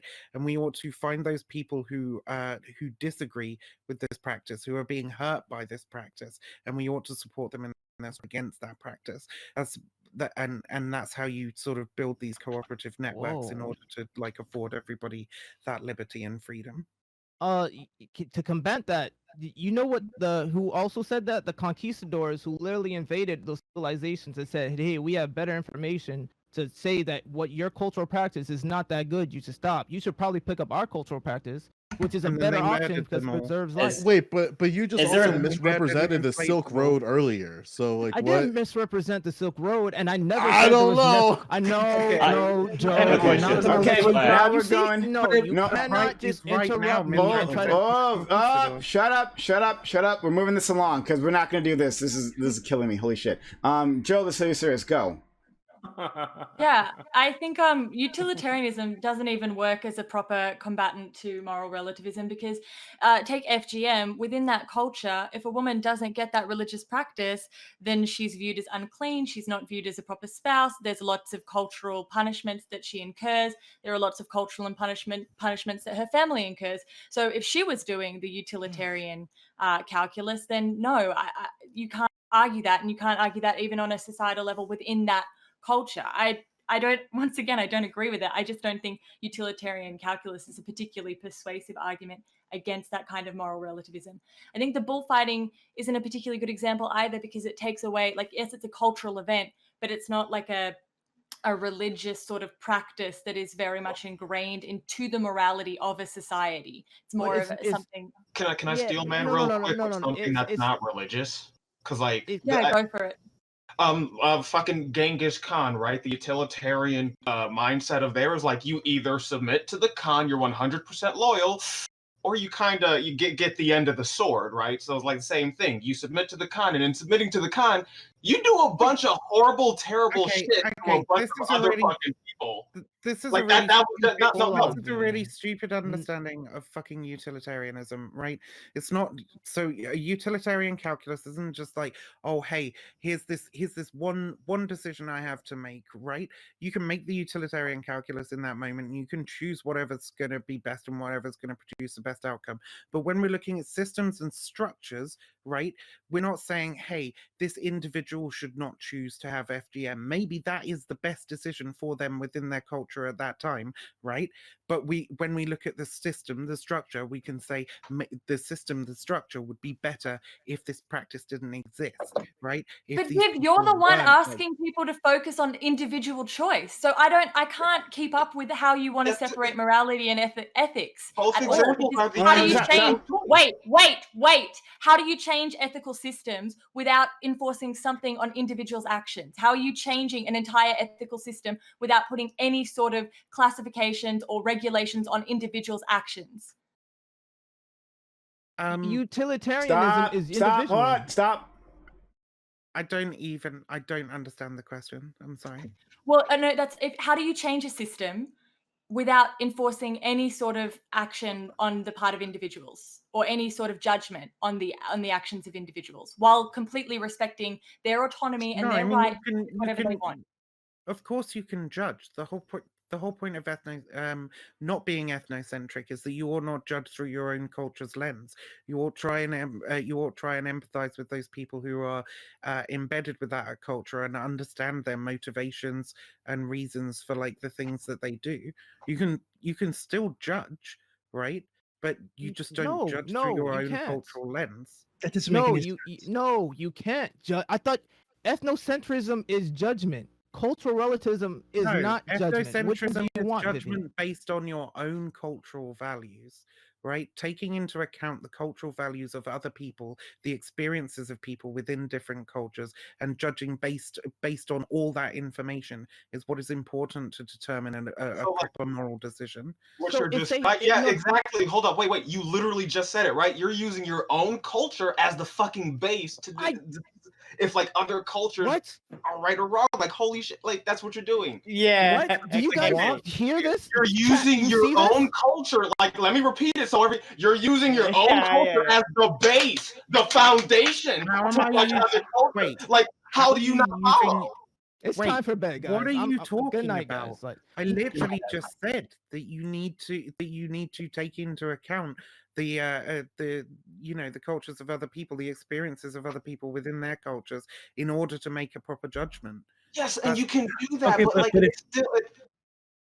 but if you're judging it from within their own culture, then you might even say at the end of doing that it makes sense for them to get the female genital mutilation. Yeah, you might. In their culture, What? Okay. No, I think that's extraordinarily unlikely. I think given the strong movement around the world that we see that is against female genital mutilation, that wouldn't be the fucking case. What about my Vivi's confirming she does not have an argument. Stop. But I haven't engaged with victims of female genital mutilation. I haven't engaged with the topic strongly enough to be able to make that determination for certain. And that's something that I would need to do before I can make that judgment. Okay, I just think that I know there's an issue. I think that so you said that if we look at the strong movement around the world, right? That doesn't matter, right? If we're talking about like a certain culture, a certain nation, a certain community, within their context, right? If you were to judge it using their own standards, as we're apparently trying to do, you might actually need to, from looking at it from their perspective, you would need to support female genital mutilation, right? Because of all the things that Joe said earlier. Because if they don't do it, they're seen as unclean. There's social pressures, there are religious pressures. Right, so I don't see that how giving them the information, right? Letting them know that there is another possibility. First off, will necessarily lead to them making another choice, but secondly, I think that even some of there's some kind of value in providing them with the knowledge of their autonomy, right? Even that seems like it's coming from your cultural set of standards, right? You value autonomy, individual autonomy, and now you're attempting to shoehorn that community to their culture to present them with this other thing, right? So I still think you're judging it, based on your own preconceptions, your own standards, and You I can think have the autonomy to not exercise that autonomy. What does that even mean? What the fuck kind of? What does that even mean, Viv? What do you mean? What do you mean? What does that even mean? If you want to delegate I your, guess, yeah, I guess to be like exercise. if you want to delegate your free. decision making to another individual, then you should have the right to do that as well. But that should be your choice, and you should be, what's the fucking word? Shit. Sorry, my brain just like completely shut down. It is very late. Educated? What? Like? No. What's the? I don't know. When you agree to have sex with somebody Common else, sense? Consent? Critical thinking? Wait, consent. Okay. Yeah, that's Hold on, everyone. Oh, shut up, everyone. Thanks. You can delegate your decision making to another individual, but like you have to have consent in that action. And the important thing about consent is that it can be removed at any time, right? Okay. Critical thinking? Is that what you're talking about? So hold on, stop it. No. Hold on, Joe, I'm sorry, Joe, please. No. No, Yes. I don't want to talk. Okay, all right, fine. I'm getting a note of this conversation. All right, Joe Lewis or Kobe or any of you? All right, no, okay. Great. This has been wonderful. I don't know. This is. All right. Can I ask one question quickly, Brian? What do you want to close it? No, we're done. All right, thanks everyone. Right. This has been great. No, I tried my best. Peace out. Conservatism's racism. We're going to raid. Vivian. Only person who is on. Yeah, we'll Great Amaranth. We'll look at Supreme. Everyone come back tomorrow. We'll have all black everything. And it'll be great or something. I don't know. We'll find out. Off you go.